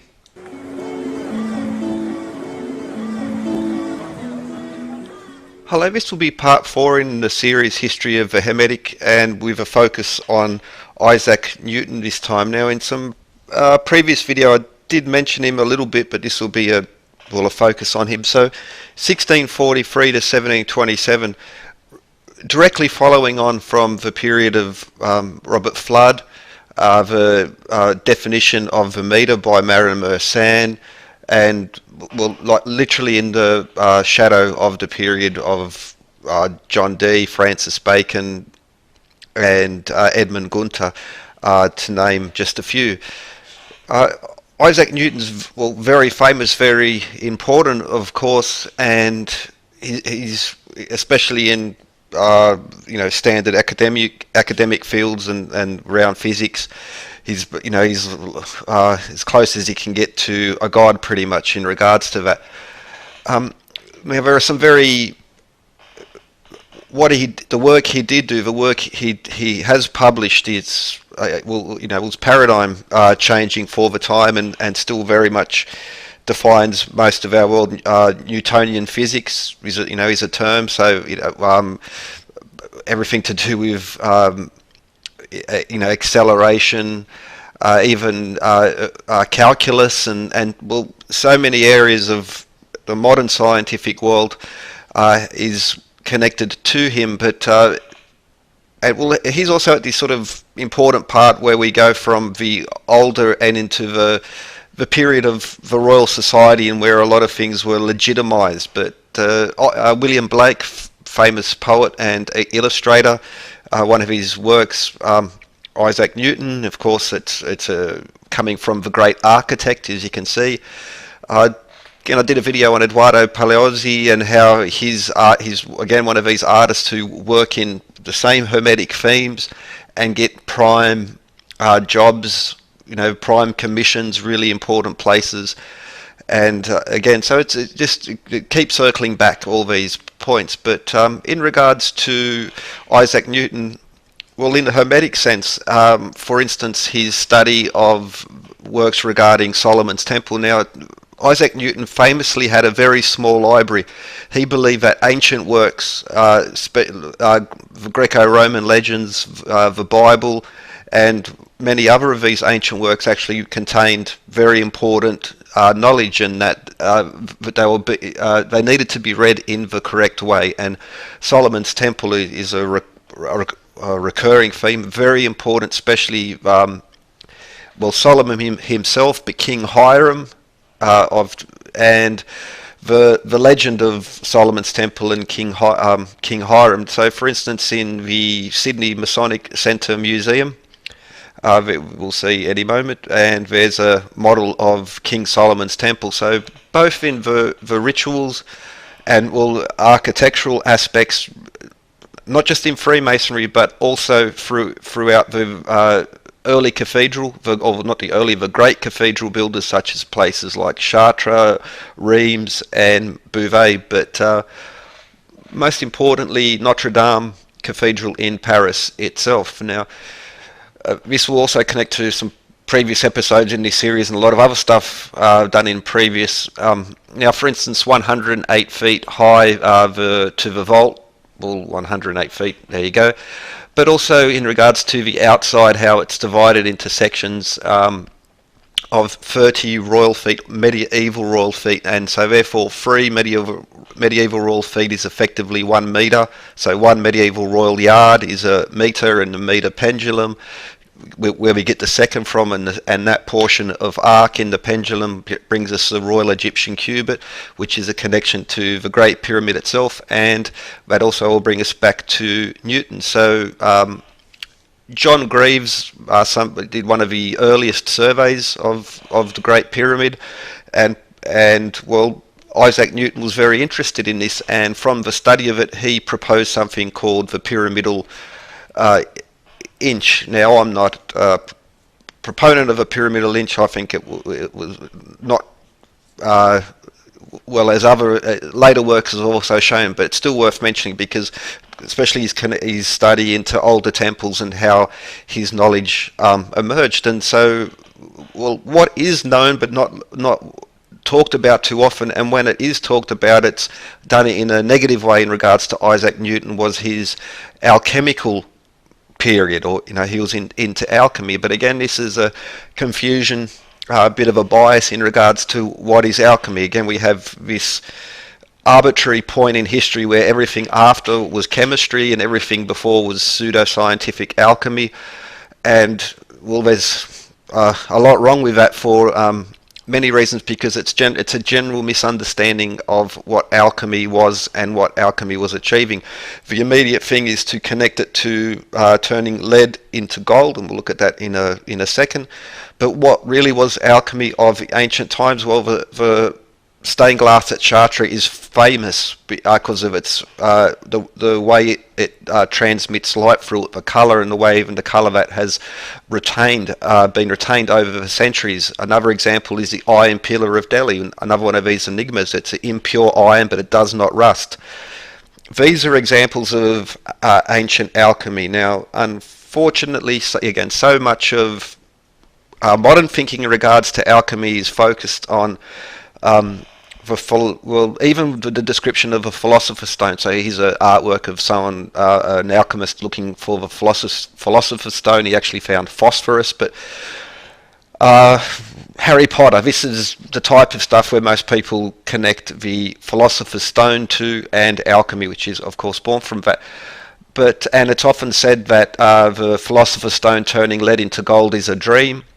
Unfortunately for those in that type of thinking, well, we can turn base metals into gold. That has been proven, and the very difficult, expensive method has also, well, there's another recent discovery where there's another method of doing it. So the premise that you cannot turn base metals into gold and that it was an alchemical dream is actually quite false, and it still carries through to this day. And so, not saying with a certainty that they were able to turn lead into gold. Maybe they could turn it, but anyway, but it can be done. Now, in regards to Isaac Newton and his interest in ancient legends, ancient texts, and how that they actually represent hidden knowledge, a code. And for instance, the legend of Vulcan finding his wife Venus in bed with the god Mars.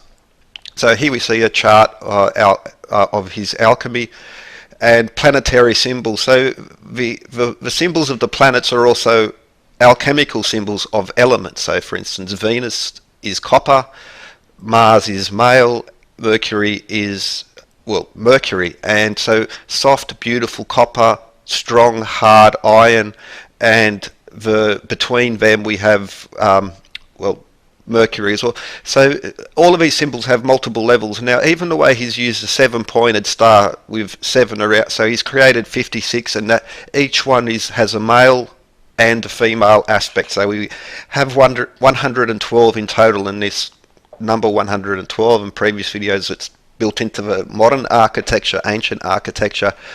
But there's also a interesting connection in regards to Jabir ibn Haytham, known in the West as Geber, very famous alchemist, and Geber is where we get the word gibberish from. And again, it's this sort of been polluted over time because we couldn't understand. So anything connected to Geber is unintelligible. But again, that's more because of a lack of understanding rather than what's actually happening. But back to Chartres, the alchemists were were metallurgists, were chemists. So chemistry, of course, glass making, industrial chemists still now. But the 112 cogs in Chartres, so this rose wheel is actually the same size of that, and if you were to project the wall, so if you were to drop the wall down, that stained glass would actually fit onto the labyrinth there. Now, a maze is different from a labyrinth. Like, for instance, this labyrinth, you enter on one, you cannot get lost on a labyrinth, technically speaking, because you just follow the path through. It has one entrance and it has one exit. Now, people use the word interchangeably, so but a maze is a complex, like a puzzle, as where a labyrinth, strictly speak, like the Chartres labyrinth and these ones which are in cathedrals, etc., are a pathway, like a meditation tool. You follow the path, you cannot get lost. But yeah, this is in Centennial Park in Sydney. There's another one next to Westmead Hospital in Sydney, and there are quite a few around the world, and it's an interesting thing if you're into this. If you just check out Labyrinths of the World, you'll stumble upon a few good sites there. But interesting thing in regards to 150, the vesica, for instance, and the 153 fishes, how that connects to the vesica and other themes, touched on that in the Robert Flood episode. But 265 minus 153 is 112, and if you add them together you get 418, and both of these are just recurring through sacred architecture as well as modern. But the fishes in the net, well, just as in the Greek legends of Danae and the baby Perseus, and Perseus again is this repeated theme. The legend of Perseus basically creates a star chart of the northern hemisphere constellations, but they were saved by the Dictys or the net draggers. So we have two references to the net here in regards to ancient legends. So Vulcan found his wife Venus in bed with Mars, so fire found copper in bed with Mars. In revenge, he cast a silver net about them and secured them to the ceiling. A silver net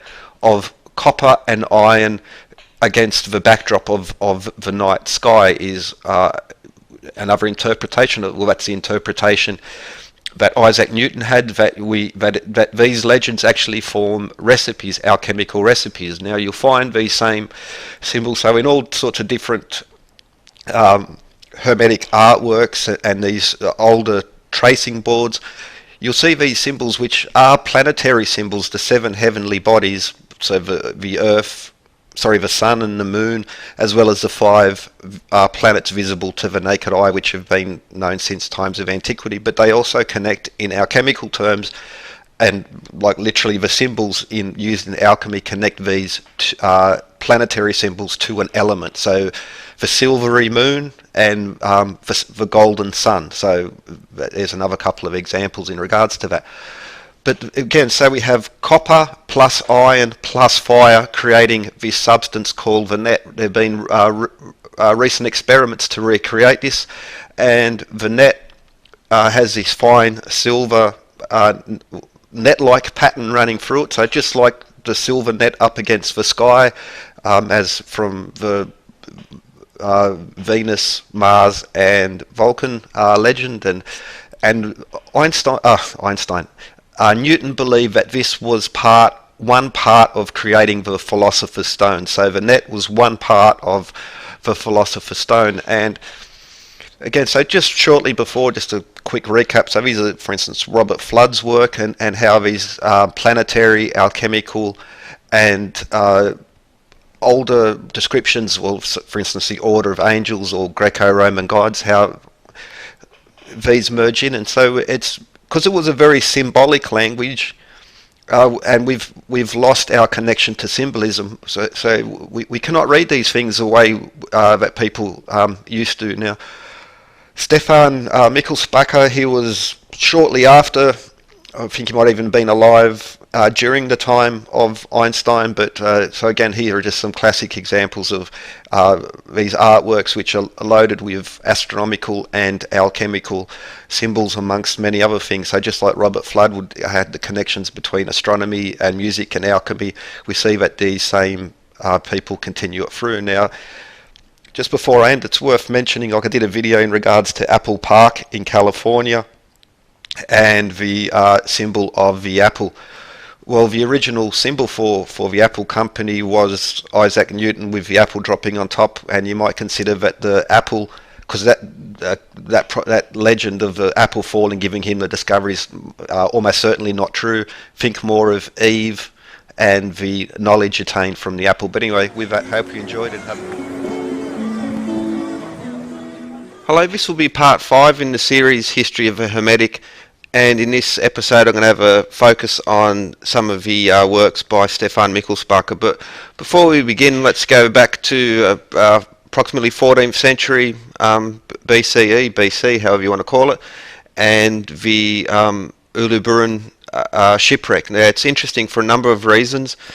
Firstly is that the metal ingots, but also the glass that was found on there, and both the metal and the glass would have connections to what was called alchemy, what we think of as astronomy now. So, for instance, the ingots were found in there. There were ingots of copper and of tin at a ratio of 10:1, which is the perfect ratio for creating bronze. And so, not only was the coloured glass, but also the ingots are indicating this older stream of knowledge and how important it is. But first, let's now go have a look at some of the works by Stefan Michelsbacher, and I hope I've got that pronunciation right, from the early 1600s. Now, this is one of his from his works, one of his drawings there, and we'll go through these in the video, but just have to begin with. And so here's another interesting one, and these will be the ones that I'll be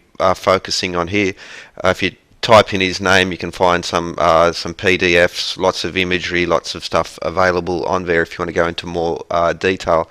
And once more, so each of these illustrations is loaded with a whole set of information, and especially it's done in a symbolic way. And we now we have a certain way where we need to read things and have it like with officially formatted ISBN numbers and all this sort of stuff. Anything which doesn't fit that particular mold or has any relic of spirituality, religion, that type of thing, well, it tends to be immediately poo-pooed on, and it's all nonsense. Let's forget about it. Let's ignore it. Let's erase imperial measures because metric is all great and so forth. But again, it's the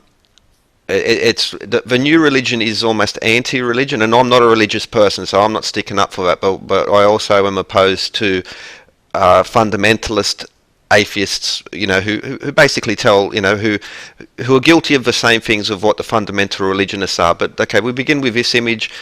We have the 4 elements: fire, air, water, and earth. Now, this will also connect to the Platonic solids. So, for instance, the tetrahedron, octahedron, icosahedron, and the cube have been for quite some time connected to the 4 elements. Now, the 5th one, the dodecahedron, is connected to the heaven or the spirit or divine. There's different ways of discussing.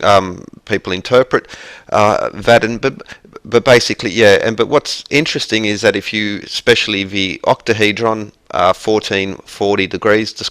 Well, if you add up the degrees of all which create the Platonic solids, you add all of them up together, you get 14,400. 144 appears again. Now, if you're familiar with all the previous videos or other people who are into this field, the importance of this number is huge. It's in across cultures, all these ancient texts, but especially in regards to Rosicrucians, well, for instance, they hold that there are 144 elements, connection obvious to chemistry / alchemy, and 144 octaves. And so one of the and I'll try to remember to put the link in the description. I've got a playlist where you can, with a compass and straight edge, just to show you can make your own Platonic solids. It's quite easy if you're interested in learning in geometry, because it all emerges from Vivesica and these same themes and these geometric fundamentals, which again go back to Pythagorean Platonic schools, because all of this knowledge bleeds in. So music, astronomy, geometry, arithmetic,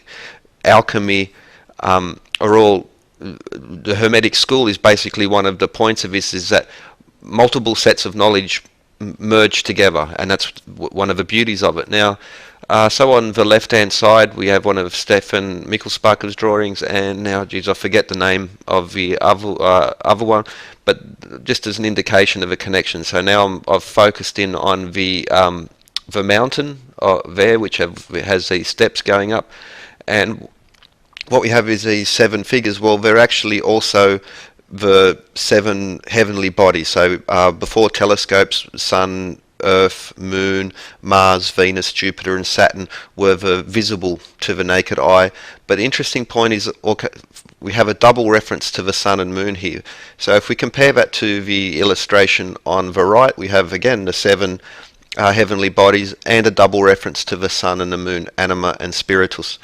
Also corpus, you might notice on the bottom between the legs, a cube, again, but also on either side of the one on the right we have the Sun King and the Moon Queen, Diana or Apollo is one way to look at that.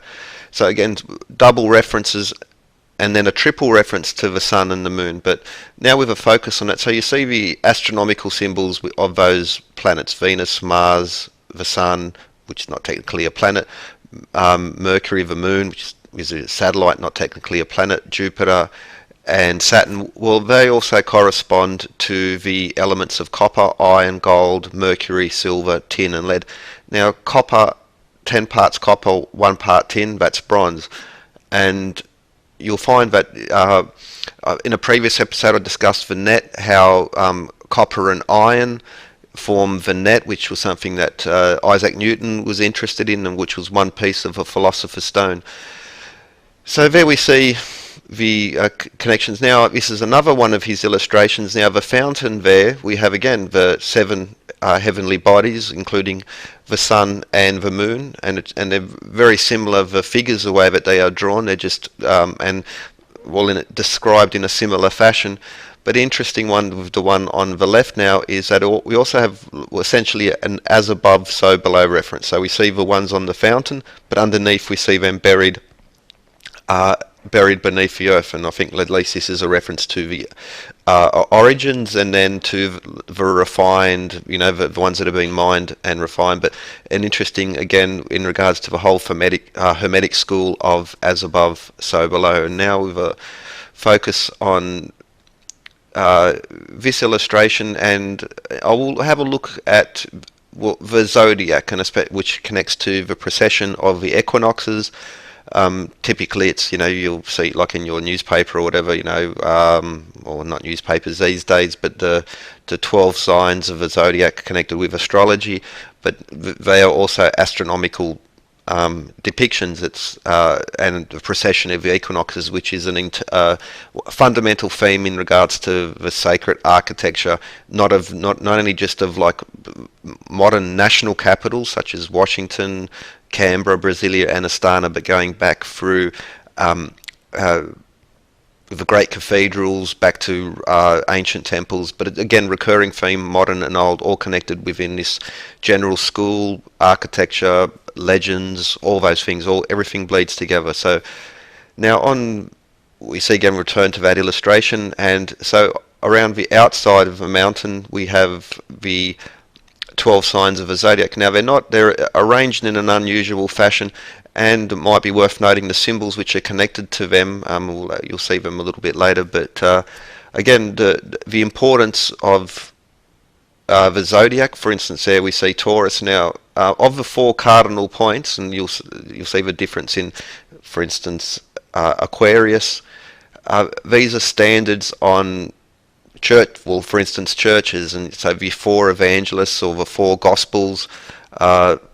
Again, so modern, in inverted commas, Christianity has so much derived from what might be considered pagan or on much older schools, older streams of knowledge. And so as a comparison, so again, we can compare two of those pictures, and you see the 12 signs of the zodiac, which are arranged not in the proper order, but that in itself is giving you a little bit of information. But if we compare it to the other one, Kabbalah, on the right hand side, and again, and now just to zoom in to give an idea, so we have Leo the lion with the sphere and three of the constellations of the zodiac, Aries and Taurus once more. So three spheres, 9 inside, but also the 3 on the outside. So again, we have the 12 signs of the zodiac. And where are we now? Okay, and now notice that the picture on the right from the 6-pointed star at the top there, these are lines emerging pointing to stars. Now if you Alan Green or the Bard Code channel, excellent work he's done on that, and there's some really I'll have to do a video on that. The math connections to there again are connecting to well, some really important stuff, and he's done some work on you can find his channel link on my page on my YouTube page in related videos. The Bard Code or the Shakespeare equation is his other channel. But again, now I've focused in on, and within the circle you can see the phoenix and the sun and the moon. Well, that actually compares to calcination, which is well, now we'll compare it to, again, back to this same picture. And you'll find the very same theme emerging there, and I'll have in any second now we'll see I'm going to blow that up a little bit so you can see it clearer. Now you might notice also the well, the bird and now geez, what I've forgotten, the peacock in the centre, the phoenix, but the sun on there as well. Well, this will connect to one of the stages of alchemy, which is also connected to the pelican and to the phoenix, and it's reducing something by basically burning something to ashes to create, which is a chemical process as well. So alchemy and chemistry are interchangeable. Just that chemistry is removed itself from connect. You know, we've separated physics, chemistry, maths into these separate schools, but they actually do blend in together, and that's the genius of this older system. Now, again, we saw this picture earlier, but just as the previous episodes in this series, the tetragrammaton or the tetractys, which connects to Pythagorean schools, or in Kabbalist tradition, it's the name of God, and written in the Old Hebrew. Now, on the fountain there, we see a Christ. Well, I'm not sure if you can see it, but there's blood emerging from his chest. He was, just like the legend is, Christ was stabbed by the legionnaire. But it's the alchemical wedding of sun and moon, which is something in regards to Christian Rosencrantz, and again Rosicrucianism, and this theme of the alchemical wedding of sun and moon, and this repeated theme throughout. Or you'll notice how often the male and the female are even blended together. Now, an interesting point is that the sun, or the king there, has the triple crown, and again, if we compare it to another one of Stefan Mikkelsbacker's illustration, how we can see this stacked crown on there and the triple crown, which is, so it's something else in it. Now, with a focus on this one, so I'm zooming in, and there we can see now, again, back to in the top left-hand corner, we have the sun with the tetragrammaton, but we have a dove, Columba, flying down, and a line leading to the fountain. From the fountain, now highlighted in red, with that Christ figure, we see that there is a pathway leading us to, again, another figure bearing the cross, and there's an angel there. And then finally, in the green line, the dove returns to the sun. Now, I'm not really sure what's going on there, just to point it out. Now, another interesting in regards to that one, we have Saturn with a peg leg. He's missing a leg. Well, you'll see it again. So on the illustration on the right-hand side, again, Saturn with his peg leg, and the picture's almost deceptive. So because the figure behind it, the leg, at a glance, you wouldn't probably notice it, but again, so these themes that different people continue these through, and again how planetary symbols, sun and moon and included, also connect to chemical symbols still today's. Now as we return to this picture, and now with a focus on the steps. Now there are 7 steps in alchemy. Again, there's a lot of literature has been passed on through the time. It's just, unfortunately, everything has been polluted in a sense, because it's anything in regards to this subject is immediately considered pure, voodoo, mysticism, all that sort of thing, and well, that's a shame. It really is. But so, for instance, on those steps, we begin with a tincture. Now, a tincture is an extract, typically a plant or of an animal, dissolved in alcohol. And so, laudanum was or medical cannabis is one description of it. But laudanum was a tincture, basically a mixture of opium and alcohol. And for quite some time, it's been a medicine. Also, can be abused. Let's not jump around that. Now, coagulation. We know that blood coagulates, but it's the same chemical process by which cheese curds are made. And this will also connect to the beehive, because Aristaeus, the Greek god, was the god of cheese making and honey making and animal husbandry, and of basically the chemical processes, the sciencey side of farming. Now, distillation, well, whether you're making moonshine or you're making petrol, you don't have to be making illegal, but whether it's scotch, okay, that's through distillation, but petrol. So what we're seeing here is that the chemical processes that we use still now, that are strictly speaking, official science, modern science, actually they were doing this quite some time ago, and there's an arbitrary line in history in regards to what is alchemy, what is chemistry. Modern chemistry used to believe in phlogiston theory, so if anyone poo-poos alchemy, well, they should understand that the chemical history is a bit messed up as well. But putrefaction is essentially fermentation, and again another depiction with Saturn of the peg leg, and typically we'd think of putrefaction, putrefied or overrotten, but it's also blackening or negredo, but it's also a transition. So just like wine fermentation, it's in our chemical sense, it's also the changing from one form to another, or resurrection. So you almost like the body does, rots, but then from the rot emerges new life. There's nutrition in there, or just like fermenting grape juice becomes wine. Solution, well, again, if you mix an energy drink where you tip Gatorade, I suppose, that's a solution, because you're mixing something. Now, sublimation's a little bit interesting, difficult. Essentially, it's a transition now. In modern sense, it's a transition from a solid directly to gas, or in the opposite sense, deposition is the opposite, so from gas directly to solid. But there is a connection there to fermentation. And sublimation is distillation, is another step in the distillation process. Calcination, or purification by fire, reducing something to, again you see these old, now whether it's through a magnifying glass or heating something in a cauldron,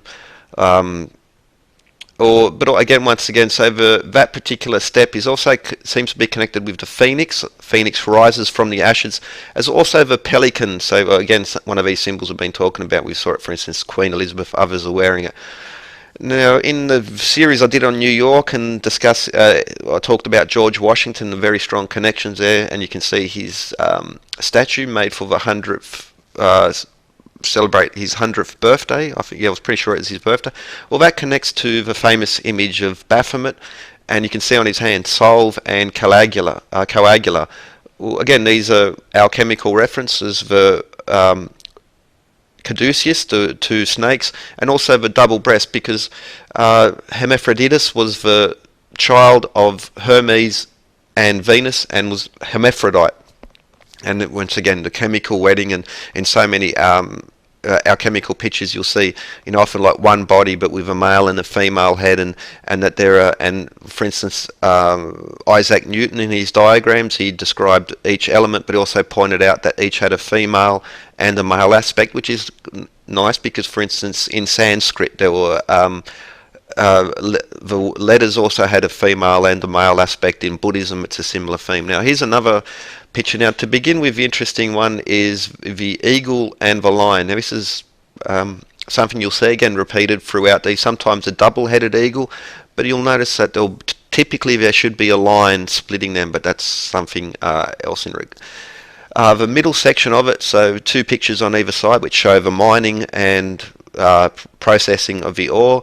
Again, we see the caduceus, so the snakes around there, and the circle on the right hand side, antimonium, vismut, which is bismuth, vitriol, which was where sulfuric acid was extracted, but sulfur was on top. So and the picture on the bottom, well, you clearly can see it's a lab, or apart from the dress and maybe the desks and benches, it's a chemistry lab, you know. But what I find particularly interesting in regards to this one is the middle panel and the references to the mining. So, you know, he's cutting out the ore, and then on the right hand side we see them bringing out the ore for refining. Now, from swords to also for pieces of shipping and the rigging and metallurgy / alchemy was hugely important. But so here we just see a close up of there, and you know, basically the mining process. Now, a couple of reasons I find that particularly interesting is, firstly, from published in 1556, 1 year after his death, George Agricole, the book De Re Metallica, and again on the cover sheet have a caduceus once more, and we'll connect because mining, well, very interesting. Now, what I mean by that is, okay, so now we see two on the right hand side. We see two of the pictures from the De Re Metallica, which is a mining handbook, quite a lengthy book. You can get it as a download PDF. But on the top right, we see there's a man there with divining rods. And why I find that interesting is because in regards to ancient mines, now, if this seam began at ground level and they could follow it down to create deep mines, but there are more than a few sites around the world that I've noticed over the years that have that are shafts that are sunk down, and that somehow they were able to know that there was deposits of ore some length down. They don't. The seam does not, you know, start at ground level, and they followed it down, and they were able to find this. Now, the landscape should be, if it was just exploratory shafts, the landscape should be, you know, littered with, you know, hundreds or thousands of shafts going there for them just randomly trying to find these deposits. Yet they're not. The deep mines from older times tend to have, like, basically, yeah, they've started and they've cut down, and now how do you find those things? Well, I think the divining rods is interesting. Now, I know that, for instance, in regards to finding water, and there have been some experiments where they've tested modern diviners. Well, I think that, for instance, they would put plastic pipes underneath and turn the water on and off, and then if the diviner couldn't, and that was taken as conclusive. Well, yes, but no, but yes, but, because, you know, maybe, you know, what's happening there. Now, I'm going to finish this video with a clip from a video called Geopathic Stress, or a documentary, and there are some interesting aspects in regards to that, because even though people don't like to talk about it, certain mining companies, engineering companies do employ these people, but they do it on, you know, don't advertise it loudly. And secondly is they visit a site, now the name escapes me, it's I think it's the Scottish, well, it's one of those old estates, and the guy with the divining rods is tested against a guy with electronic equipment, and they both find similar things happening, but yet the one with the divining rods sort of does it quicker and more accurately is interesting. But also that this particular architect who did that house and did a couple of others, well, in regards to architecture and that, for instance, Chartres Cathedral is built on top of a junction of many underground water sources, and this tends to be in older temples as well. So, you know, they put it on a particular spot, and well, I think this would all connect, and it sort of joins with this because, you know, alchemy or chemistry, they need raw materials in the ore. Sometimes you can find it at the ground and follow the seam down, yet some places seem to have dug straight down and found this a deep deposit of ore and so forth. And well, how did they do it? Now, yeah, so anyway, I hope you enjoyed this video. I'm going to finish with a section of video from this geopathic stress. You can just put geopathic stress documentary into your YouTube search bar and you should be able to pull out the whole thing, because it's quite an interesting one. Now, I'm not anyway, so I'm not saying it's all true. I don't know, but there are interesting connections. There's a bit to it. And so anyway, I hope you enjoyed and have a good one. The adenosine triphosphate. ATP is essential for life. Without it, we would die. It is created inside every cell in our body and relies on a process involving electrons. However, exposure to electric fields can have a serious impact on the production of this important molecule. If you bring a moving magnetic field near to your hands when they're under tension, you will find that the body can't make as much energy as it did before, so it can't maintain that same tension.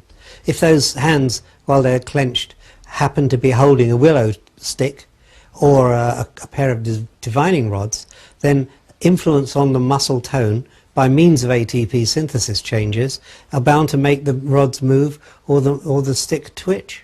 And it's a technique which has been used effectively for generations, for centuries, if not more. We found this footage of American soldiers during the Vietnam War who had been trained to find enemy tunnels and landmines using only dowsing rods. During our time with Brendan, he told us about an architect called Daniel Robinson, who had designed many important buildings in Ireland. By pure chance, Brendan had tested one of them and noticed a strange effect happening. Whilst geopathic stress lines were heading towards the building, they would fade in strength and stop at the outside walls, starting again on the other side. We decided to visit one of the architect's buildings, Johnstown Castle, which now houses the Department for Agriculture, right next door to the Environmental Protection Agency. With no explanation as to why this effect was happening, we thought this would be an ideal opportunity to bring together science and intuition. So we invited Roger Coghill to Ireland to see if he could verify Brendan's findings scientifically. I've been telling people here, in particular around South East, but throughout Ireland, about geopathic stress, and without scientific proof of the existence of it in the first place, and then the effect that it has on the body. And it's going to be great now to meet somebody at last that can scientifically prove what I have been claiming for years. These energies are invisible, and what we can't see, it's difficult to believe in. I brought a geomagnetometer with me so we can underpin his findings with a scientific approach too. I'm sure that when Brendan and I have a chat, we'll soon find some common ground because of that scientific basis. Here we are. Look, I think I see him here. Let's see. Let's go and say hello. Hi. Roger. Is it Brendan? How nice to meet you. Pleasure to meet you. I've heard so much about you. Likewise. And I'm looking forward to hearing all you have to tell me, and perhaps telling you a few things too. Yeah, hopefully, yeah. It was obvious from the beginning that although Roger and Brendan were from very different backgrounds, they were both speaking the same language. But Daniel Robertson designed this back in between 1810 and 1855, and he designed Castleborough, as I was saying also.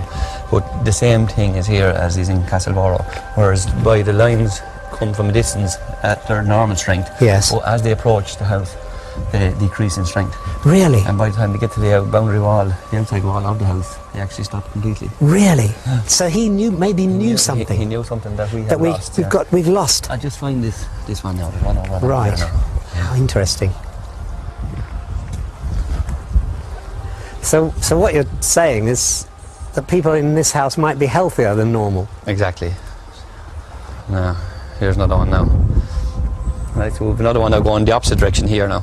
Yes. coming across this way, right down across. Oh, right. Here's something, That's Roger. interesting. Have you noticed these in places before? I have, and trees, get gnarled roots, that's right, and bent shapes. Yeah. Yes, there was they tend to bend away, and fruit-bearing trees bear very little fruit. That's it. And the crack in the concrete here. Yeah. Exactly where the line goes Absolutely through. typical. Right, so In our first test, we asked Brendan to find a geopathic stress line. now, Roger would then try to verify this with a geomagnetometer, an instrument that measures changes in the Earth's magnetic field. in the middle. Right, so it's now calibrated to be in the middle. You see that? Yeah. You see Yeah. that? You see that's the geomagnetic Yeah. side So, of it. and that's exactly where I found the geopathic stress line. Yeah. So as I go away from the crack, the strength drops. Yep. And as I come back towards the crack, it goes back up reliably and replicably. That's science, you see. You can do it time and time again. If I came back 10 years from now and did this same exercise, you'd see the same thing. So these are your divine rods. Well, they are, but they're much slower than yours. At last, I've been proven that I wasn't talking rubbish. No, that's a completely scientific instrument. Right. So it could be a subterranean water moving or flowing in that direction. In that direction, or it could be a metal tube of some sort. It's more than coincidental that this is where I found the geopathic stress line, and this is where This you're is the finding... absolute confirmation of that signal that you were receiving Very from good. the much more sensitive Yeah. cells of your body and your muscles than this is capable of detecting. Yeah. This is crude compared with any organic The human body, living creature. Now that line has gone in that direction. Right. So we just- Roger has spent his life talking about the kind of sensitivities that Brendan displays naturally. In our second test, we wanted to find out if the lines do fade in strength. Brendan found another line and marked 2 points 10 metres apart. Roger then used the geomagnetometer to measure the difference between them. You can see how this is now Yeah. going weaker and weaker. See how it's coming? It's coming down. Yeah. Yeah. It's coming down. Yeah. And as we get towards the point where we agreed to measure it, you can see it's pop. It's dropped down. Straight down. It's gone down to It's done. It's done about half the whole scale. That's effectively 2,500 nanotesla over a 10-meter distance. And to put that into context, that is about 5% of the Earth's geomagnetic field in 10 meters, 10 meters. which is astonishing. Yeah. So by the time then it reaches the house, theoretically it should be completely gone. Well, it'll certainly drop a lot more. So what you're saying then is what I have been saying is right, that there is something in the earth here, or some means by which they have actually reduced the strength of the field That's right. as they actually approach the house. You very rarely see a drop of that magnitude over such a short distance. And do you have any theories as to the possible explanation for what? One magnetic field can alter another one and nullify it. So if, for example, there was a big magnet, a big piece of iron under the ground there, near the building, then that would have the effect of progressively weakening the field as things got nearer to it. Yeah. Although time was against us, we went to Castle Borough, another building designed by the same architect as Johnstown Castle. We asked Roger to carry out the same tests and found the results were identical. Not only had we proved that Brendan was detecting a signal with the dowsing rods, we'd also shown that geopathic stress was known about many years ago. This offered us a tantalizing view as to what our ancestors really knew about geopathic stress and how they avoided it. I believe that all the materials in the world are there for us to solve certain problems, and certainly in the past they would have been more in tune with which ones did which job. And it doesn't surprise me at all that back in time, if you were building a fairly impressive house, that you would go to all lengths to make it safe and secure. There was a controlled operation to stop the stress reaching the house at Castleborough, and I think it would be fascinating to find out what was done, what kind of barrier or material was put in to actually stop this radiation getting to the house on all sides. Hello, this will be part 6 in the series History of the Hermetic, so especially looking at growth of Hermeticism in Europe.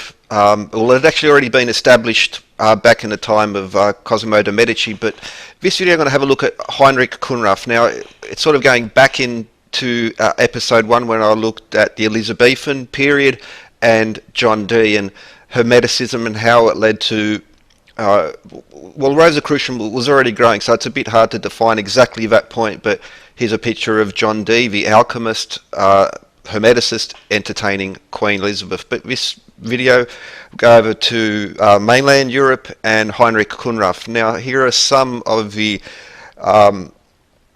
of his works, and we'll go through them. Now, it's interesting because, like, for instance, I actually had these pictures in my collections, but I wasn't aware of Heinrich Kunrath, and just how all these things bleed together. And there really was this very strong movement where these really influential people, again, in royal courts, but in other areas too, but how important this so-called, kooky mysticism is to the development of the modern sciences and our materialist world that we view in now. But this is a picture of Siena Cathedral in Italy. I've discussed this in regards to architecture, for instance, 288 feet, same height as the Capitol building in Washington, D.C., the same depth as the Texas state capitol in the series I did in regards to America and the Hermetic architecture. But in Siena Cathedral, this is one of on the floor, Hermes Mercurius Trismegistus, Hermes, Mercury, and well, also you might have noticed the swastikas there as well, but also the tile pattern where we have the sun and the moon, and also you might notice that it's in a cubic form, so therefore it relates to the seed of life, which emerges from the Vesica Pisces. Geometry, astronomy, arithmetic, and music. Now, Heinrich Kunrath. Now, in this particular picture, you'll notice in the top corner we have a tetragrammaton. He's holding the compass, again another indicator, but also his fingers are at a odd angle. And Francis Yates points to the fact that Heinrich Kunrath was basically a link between John Dee and the later Rosicrucian or official. But earlier videos, for instance, I mentioned Robert Flood. He's holding the symbols. Here we see how royals and other important figures at that time are flashing gang signs. There's another way to, and it's depicted very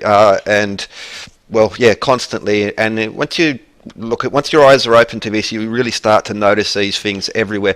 These old artworks full of information. They didn't add all these little things on the side just by accident. They're actually transmitting something. Now, I won't use the European official language, but this is basically called the Alchemist Laboratory by Hans Vrinderman de Vries, and the figure inside the lab is Heinrich Kunrath. One of his artworks in one of his books, now whether he drew it himself, but it's in one of his manuscripts, the Emerald Tablet. Around this field, and you will see, you probably maybe would have heard of the Emerald Tablet before. Again, it comes from Hermes Trismegistus, or Hermes, or Mercury as he was known to the Romans, or Thoth, which basically the god of sciences, all weights and measures, and commerce, and travellers, and these other points. But here's one of Heinrich Kunrath's depictions. Now they're in the yellow squares. I've just highlighted it because we have two very important, the same things which have been running throughout. So on the top we have the Tetractys, or the Pythagorean Tetractys, and on the lower we have the Tetragrammaton. So in Kabbalist traditions, Jewish mysticism, that's essentially the name of God. The Tetractys, again, it's the same pattern, this triangle, but there's quite a bit of information again, and especially number information. But if we begin with the Tetractys, the Pythagoreans swore an oath on the Tetractys. Now there are 10 dots in the Tetractys, and that's in Pythagorean schools, that was basically the number of God. Now, if we add them together, we get 10. If we multiply them down, we get 24. And you might notice in the third dimension that it's 10 squared. But again, so if you're if you're a bit of a number file like myself. But in regards to the Tetragrammaton, in Kabbalist tradition, it's the name of God. So we have 72 parts, or 216 letters, and you'll notice that the depictions of this, well, that's where it comes from. Now, that's also in the Hebrew letter, the 21st letter, Sheen, which relates to fire, but in Freemasons they call it either the tiger's paw or the eagle's claw. It's got about raising one up. Now, in regards to 216 and 72, well, they're both precessional numbers, 2,160 years per age, 72 years per degree. And, of course, these numbers are, again, just overloaded with info. So whether it's Sun, Earth, Moon, New Jerusalem, geometry, Platonic solids, which also connect to the four elements, and, again, just beautiful harmonic numbers in the random sea of infinite numbers. They like to, some would dismiss these as coincidence or some sort of religious delusion or something like that. Well, what can again, coincidence theory is as rampant as conspiracy theory, and yet anyway. But here's another one of his pictures. That's the pentagrammaton.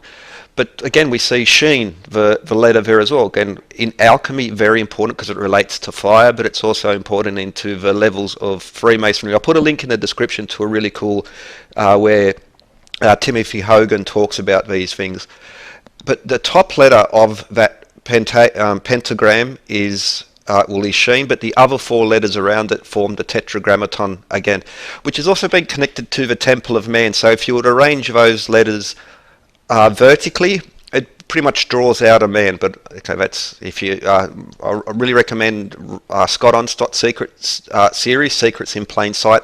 Anything by Randall Carlson, just consume these things, and you'll find a lot more. Now, back to this image. Now, I've highlighted the center point, and we'll have a look again because the same themes. Now, if you've got a keen eye, you might notice Draco Mercurius, or Draconis, Elohim, and these other points, but it again connects back to previous episodes and the famous image of Levi, which is usually described as satanic or whatever. Again, it's totally misunderstood, but we see this image. So both of them have the Kundalini, or the sign of Mercury, as in the planet Mercury or the element Mercury as well. And there we see, so I've just highlighted a little bit larger. So from the belly, and this will also, if you're into your chakras and stuff like that, you can also find connections there. But so you'll see these themes going across. Now, again, on the left hand, coagula, as in coagulated blood, or coagulation in the production of cheese,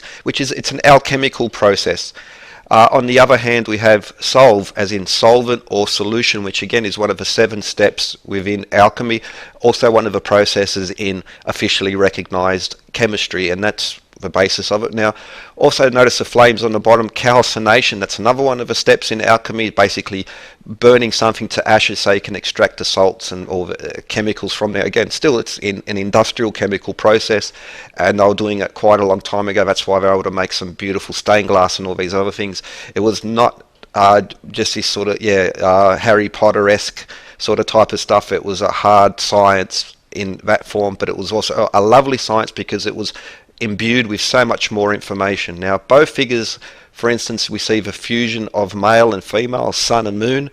The depiction by Levi, we see the female breasts on what is a male form as well. So now Leonardo da Vinci, again we see this. Now Hermaphroditus was the hermaphroditic daughter of Mercury and Venus, which again, Mercury or Venus copper, again, it's an alchemical recipe. But you'll see the same theme throughout all sorts of depictions from that time. And the alchemical wedding of Christian Rosicrucians, and so the sun and the moon, so the sun king and the moon queen, or Apollo and Artemis would be another way to depict it. So what happens is it gets changed, by name, but the same themes consist going back to ancient times, and since the Greco-Roman times, we've had excellent records are still intact. Before that, it gets a little bit iffy, but I like to deal with the fully recorded period. But okay, here's another one. So both the male and the female figure from their breast are spurting milk. Now that's another theme, which is even the female figure, the sun and the moon, and that was by Mikkel Spacker, I think it was. Anyway, yeah, but again, these same people. Now, this is another famous image, and you might notice rebus, and in itself, we see again rebus emerging from there, the fusion of the male and the female, as well as the heavenly bodies, sun and moon repeated, but also Mercury, Venus, Mars, Jupiter, and Saturn, as well as the Earth, of course. Now, if I highlight the center one once again, we'll see the same theme. The four elements, people are pretty, earth, fire, water, and air. And especially if you look into Geber, and because it's, again, the Harry Potter Hollywood treatment has really spoiled all of this. Now, there's also another key point in the very center, and if we do a comparison to this other piece, we see the symbol of Leo. Literally, Leo the lion is standing there, and again, if you pay attention to the details in this thing, so usually when you see the Sun King seated, you'll find Leo underneath his feet, as in Leo the astrological symbol. For instance, here there's a male figure on the right hand side, in the middle right, he's sitting on top of a lion, and on the left hand side we have the moon goddess Artemis again. But these also to point out anima, spiritus, and corpus. So the body, the spirit, and the internal being, the internal self as well. So which will nicely connects to the concept of the Trinity in Christianity. But also we'll see another repetition of fire and earth, as where fire and wind and air, but also water and earth as well. So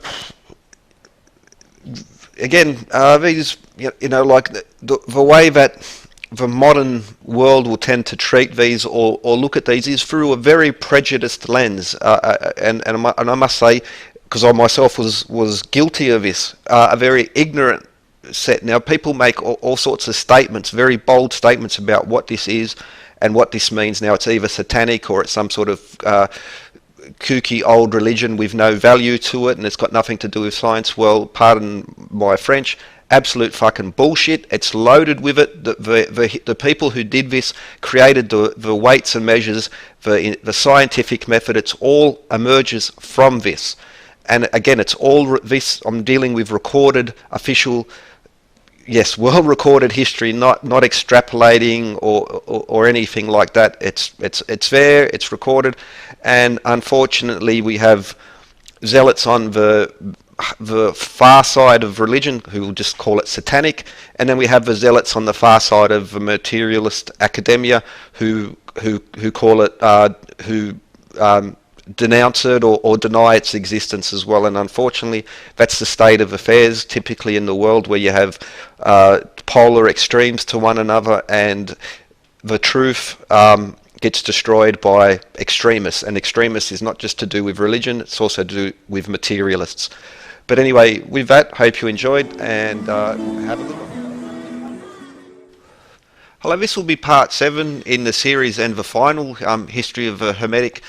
And I'm only really dealing with a specific part in history, basically the 16th century up until the 18th century in this series. There's a lot more to it. It travels, across the world, across time. It's not directly here, but earlier episode talked about Robert Flood, the use of that particular picture, how his hands are arranged in a certain way, essentially flashing gang signs, and on the lower right corner we see Albrecht Dürer doing the same thing. So very important character in regards to, well, many aspects, geometry the most. So he was 15th to early 16th century, but for instance we see some examples of his geometry and some of the unconstructable geometric constructions. He's got some really good info on them, comes very close to them in a lot of cases. But he, like with pretty much all these people featured, he was a polymath, so he was into many things. He wasn't just into geometry, he wasn't just into this, just into that. He was across the board.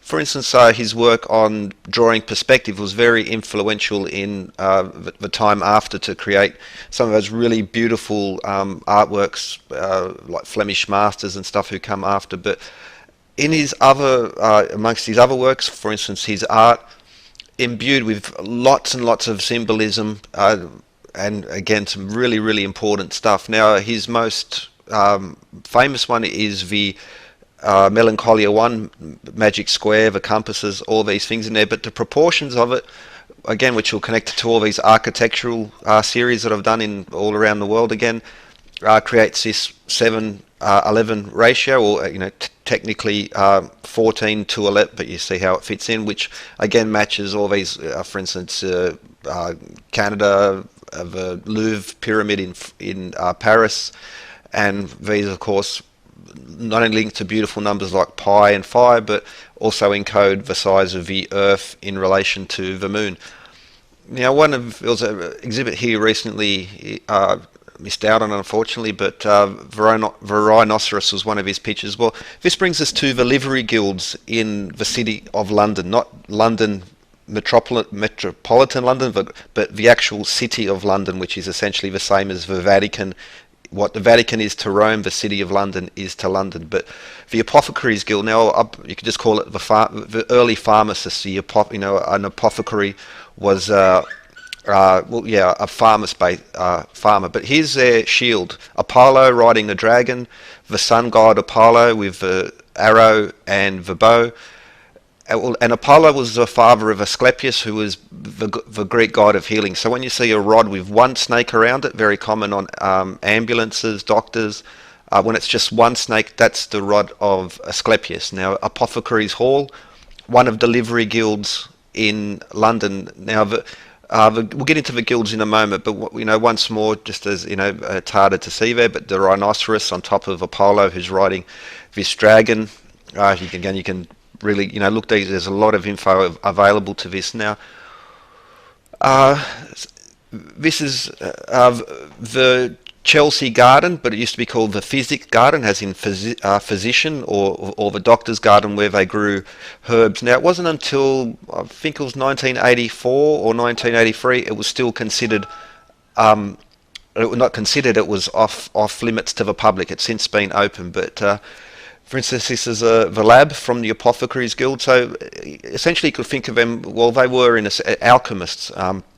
They knew certain brews and how to extract using the alchemical methods to make tinctures and distillation, all these type of things. Now, apothecaries' weight is also an important one, because back in 648, 1296, 388, anyway, beautiful numbers again, just so happens to match up with so much of this. But so we had the Troy ounce, which we measure silver and gold, apothecaries' weights, and avoir de par. We had these different systems.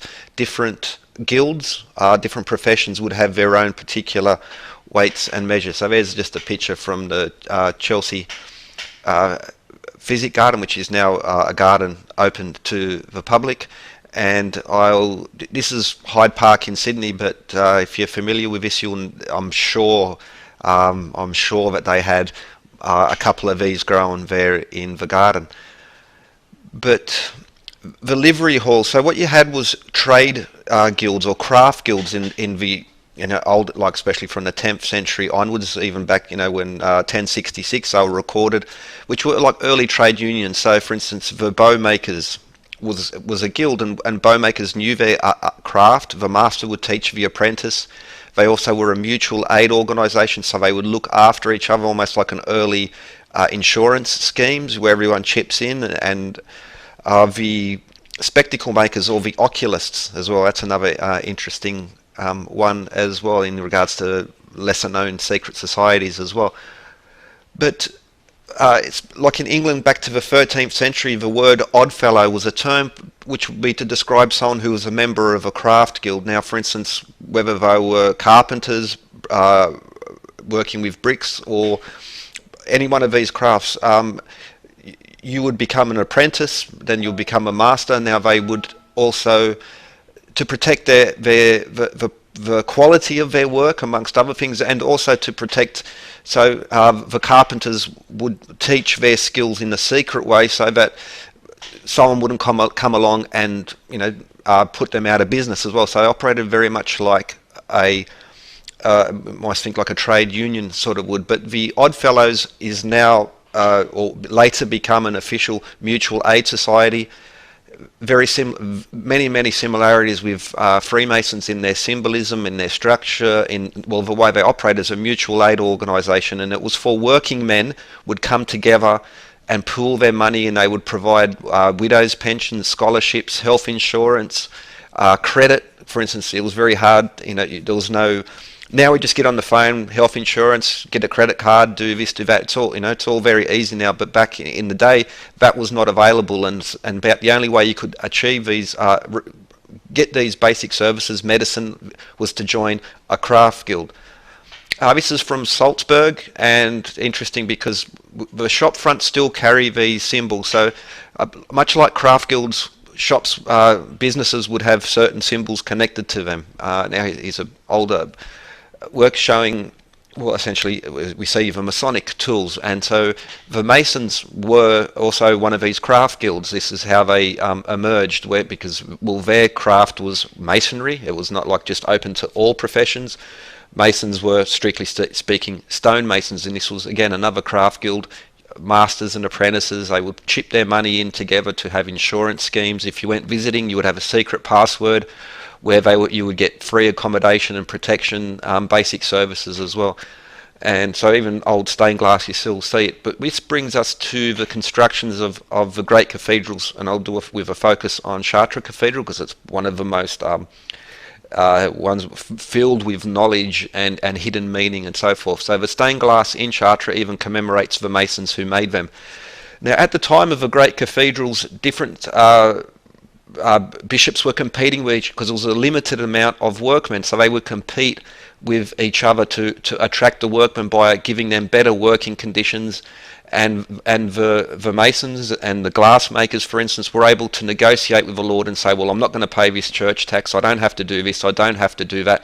And that was the rise of, Masons as we know them now, and also mutual aid organisations. They were able, because that work was so valuable, they were able to stand up to the church authorities and the local authorities, because, there was only so many of them, very important. Now, in regards to older symbols in trades and craft guilds, for instance, the barber surgeon. Now, barbers were also surgeons because they had the knives, they had the scissors, they had the scalpels. And so if you might have heard the term barber surgeon, that's why the stripes, that red and white stripe that you'll see connected to barbers is the blood from bloodletting and these sort of lancing boils. They did all of that before GPs and doctors, because that's relatively modern. Another symbol is with pawnbrokers, is the three hanging balls. Now this was a symbol. Also, people weren't very literate, so you would have this symbol in front of your shop because you didn't write, pawnbroker or moneylend on the front because, people didn't read it. They used these types of symbols. And this was not just shopkeepers and these other service providers, but also the craft guilds, and the most famous of them, legacy, is the Masons.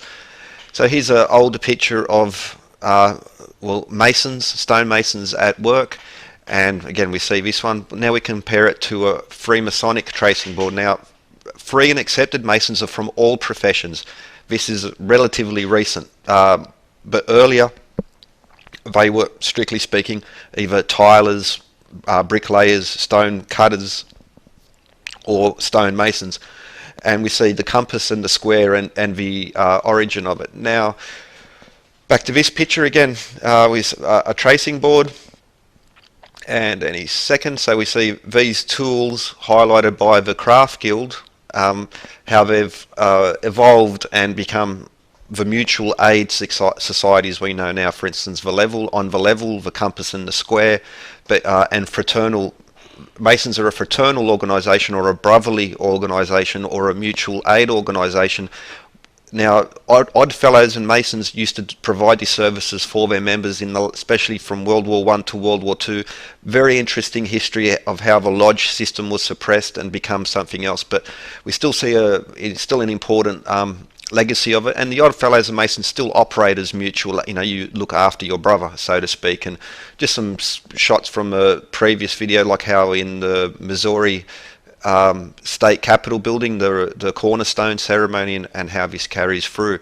And so the Masons that built places like Chartres Cathedral, Reims, Beauvais, Strasbourg, and these other ones, they had to know geometry. They had to know these math skills to work out, how to do the proportions, how to do your arches and stuff. And so if we go back to Chartres and some of the portals there, so here we see the main one. I think this is the north. And anyway, another very, again, if you're familiar with earlier videos, and a lot of other people have discussed this type of thing. But and especially Chartres, like a lot, there's been excellent research, really gone in depth in regards to it. But a bit of a connection throughout this series is alchemy, and the stained glass, for instance, in Chartres, is, well, it's still a bit mystifying now how they're able to achieve certain properties and qualities within the glass, and even modern day industrial chemists, it's still a bit beyond them how it was able to achieve, and that these people did this over 800 years ago. It's just some cool stuff there. But the labyrinth is another one as well. 112 cogs around the outside now. Geber, 112 books in his famous collection on alchemy, but with a focus now, so the portal there, and we have the Christ figure emerging from the womb, from the vesica, from the fish, is another way to think about it, because if we do the vesica, you get this 265 to 153 proportion, the best whole number approximation of a square root of 3. Very important if you're working in construction. If you're doing this type of business, you need to know this. 153 fishes in John 21, in the net as well, and then there's another reference to this vesica being the net. But especially if you see Christian art still goes through to newly built churches, the four evangelists, or sometimes called the four horsemen, but they also form the four cardinal points of procession. And this again is another recurring theme in older architecture such as here, but even up into state capital, Canada, well, everywhere really, and one of these things hidden in plain sight. And a set of astronomical knowledge which is very important. Now, for instance, one of the oldest recorded Oddfellow lodges was the Lodge of Aristarchus. He was a Greek astronomer who talked about the heliocentric model and of the precession of the equinoxes way back when. But on I think now if it's the north or the south, I'm not sure, but this is another portal to Chartres, and what we see is many figures. But to begin with, Pythagorean theorem, we'll look at that later, how important it is to the development of Freemasonry, and Euclid as well. So the geometry of Euclid, as well as the math and geometry of Pythagoras, it's standard stuff now. But another recurring thing are the 7 liberal arts. Now, I usually talk about the quadrivium: music, geometry, arithmetic, and astronomy, but we have all of the 7 because the trivium are also very important, but they're not weights and measures, so to speak, but they connect strongly to law and to debating and logic, all these type of things. So to get a full set, you need the hard knowledge of the quadrivium, but without the trivium, you cannot really express it, you cannot really analyze it. So it's a bit like we used to get taught comprehension in school, or there used to be proper debating. Now it's not like that anymore. You're sort of told what to think, and you don't want to trigger anyone by debating something which they deem offensive. Anyway, yeah.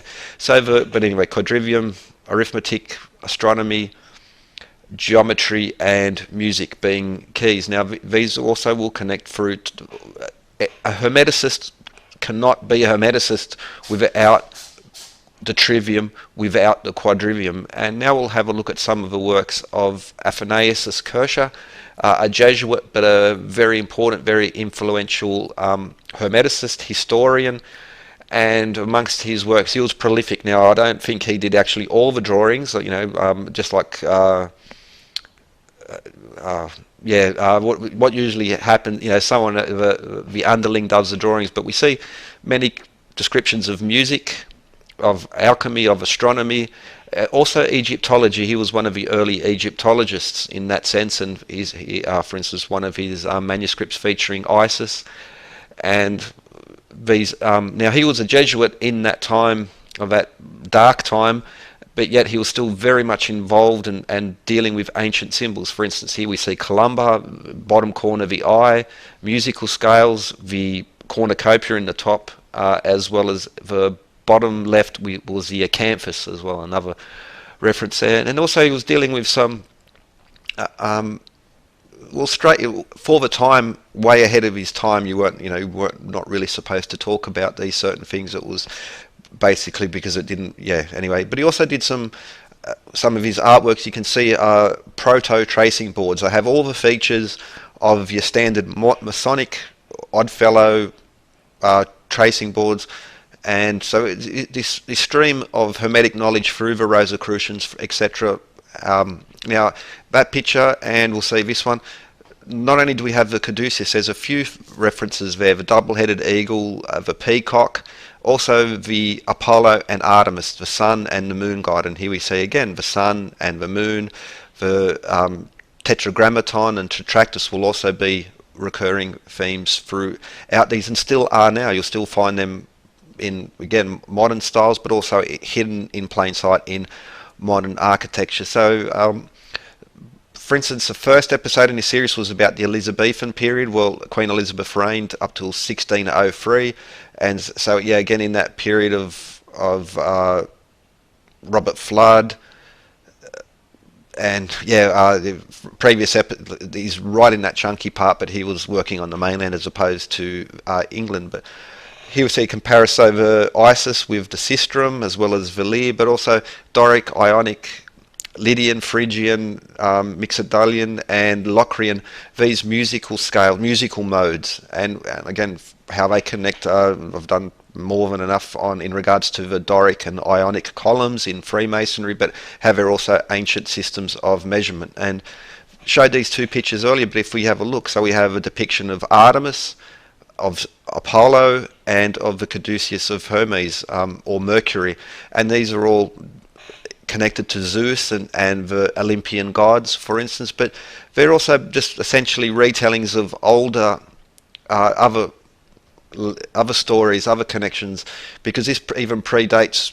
Greco-Roman period by a long shot. Now, here's we see again just but also how Mithraic symbols it appears in Mithras, and then how these were transferred into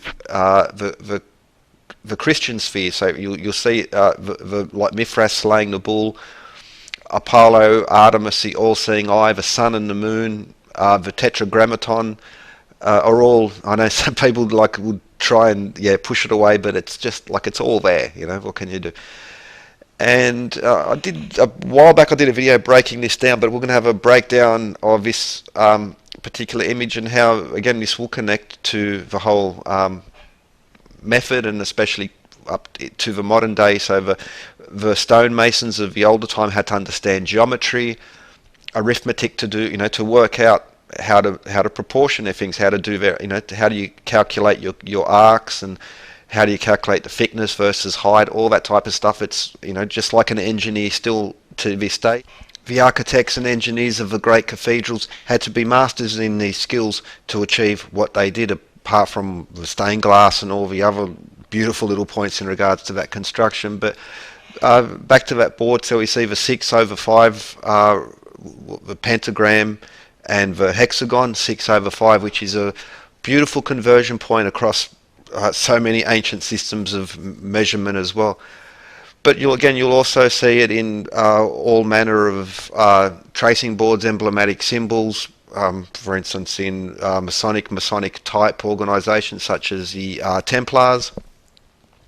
Just one of these things that has been carried through and from centuries before Athanasius Kircher, before Albrecht Dürer, before all these. But again, so the tetractys or the tetragrammaton, always in there. Now, it's not always in the standard form, but there we see the 1, 2, 3, 4. We have all sorts of geometry emerging from there. And again, they just all connect different ways, but you have the same information in there. Again, the magic square, just like in Melancholia 1, which in itself is has again multiple references and connections across also dimensions, and this particular system. So with these handful of these small symbols, it just encodes so much, and not in a airy-fairy way, but like also in a tangible way where you can, like literally the cathedrals, the temples were built on these methods. They're not just randomly stacked bricks in some random order because a guy just sketched something out in the dirt. No, it's a lot of technical knowledge goes into this, and so the Hermetic schools, which also incorporated spiritualist type, something what we'd call spiritual, because there are deeper, like moral lessons, all sorts of other lessons connected with these, with all these symbols and the rituals that are connected also to the cornerstone and again the tools of masonry. Look, it's I deal with weights and measures and this type of thing mostly, but that's just one layer of it. There is so much more, and again, unfortunately, things like alchemy have been just gets all poo-pooed on, and by people who essentially get their understanding of what alchemy is by watching Hollywood, or some sort of TV show or some fantasy novel, and we'll get that. That's not the way that it is, and that's not the way to look into these things. But so the magic square of 15 as well, how that it brings us to, for instance, 10 on the Tetractys. The triangular number, fourth triangular number is 10, and if you extend it down, the next one is 15. So they all point from one to the other, they all join in, but we have the hexagon and the pentagon. Well, a pentagram or pentagon encodes the golden number, phi, in such a beautiful way. We're also getting the Pythagorean triangle, and from all the compass and square, so we get the square root of 2. Earlier I mentioned the vesica and the square root of 3, and the Euclid's 47th, or which is Pythagorean theorem, a squared plus b squared equals c squared, is also one of the rituals as one moves up Freemason-like level. I think it's Master Mason. I'm not a Mason. I can't, I'm not sure. But again, so you'll see this, whether it's in cathedrals, in tracing boards and Hermetic artworks, and literally in Freemasonic symbol up into this day, because like free and accepted, you don't need to be a stonemason to be a Mason now, but earlier in the craft guilds and the people learning, this was necessary for it. Now,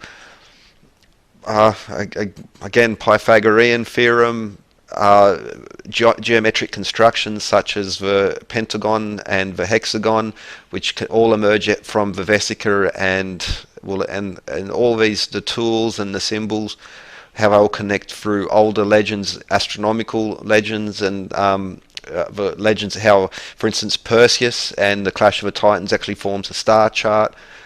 And so through this particular method, the Hermetic system was carried on, and it's done in just a beautiful, it's all there, it's in such a lovely way, and whether you approach it musically or through maths or through geometry or through astronomy, you come back to the same crucial points. And so I'm going to end this, like I could go on again for a long time in regards to this. I'm going to end this series here because I have other things on what need to want to do and want to have a look at, but at the very least, the more skeptical, modern mind, you can dismiss certain things as a relic of older, what's the nicest term for it? Religion or some sort of kooky tradition or whatever. However, when you actually examine the records and the legacy of these things, the importance of it firstly cannot be denied, which in itself I think is very, very sad that these folk who had so much they achieved the knowledge was passed on, but they rebirthed it and again gave it back to us in a way. They did it at a time when the Inquisition and other type of movements were really suppressing. Maths was considered almost like witchcraft, and same with geometry. And so that was one of the reasons for this secrecy throughout that time. There was also, as with the craft guilds, certain trades also wanted to protect their knowledge against being knocked off, or people doing, undercutting them and those types of things. So it's never ever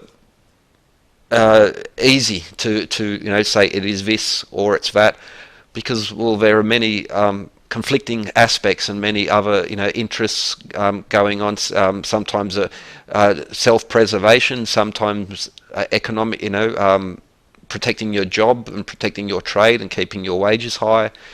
But also, but even of those craft guild, for instance, the Masons who made the great cathedral, it was self-interest, and that you could describe it as that which drove them to do what they, because they were in a position to bargain with the lords and the bishops. But whether it was intentional on their part or not, their legacy was what we now would call open, free society, freedom from church authority, the establishment of constitutional law, the parliamentary systems, like whether it's Senate and Congress in America or the bicameral systems here in Australia or England, were actually derived from the procedures which were used within these lodges and guilds. And so it's the knowledge in itself is not evil. The knowledge in itself is wonderful. But just like with any tool, just like with anything, it's how it's used that can be bad. So like a sword, you can be a tyrant with a sword and dominate people, but you could also use a sword to liberate people. The sword itself is not evil. It's the intention by which it is used. So anyway, I hope you enjoyed this series. It maybe provoked some thought or changed an idea, maybe prompted you to have a look at things differently. Again, the D's is pretty much very quick, really just providing search terms through this and some keys. Hopefully you'll be able to have a look at a little bit deeper yourself. So with that, enjoy, have a good one, and I'll leave you with some magpies.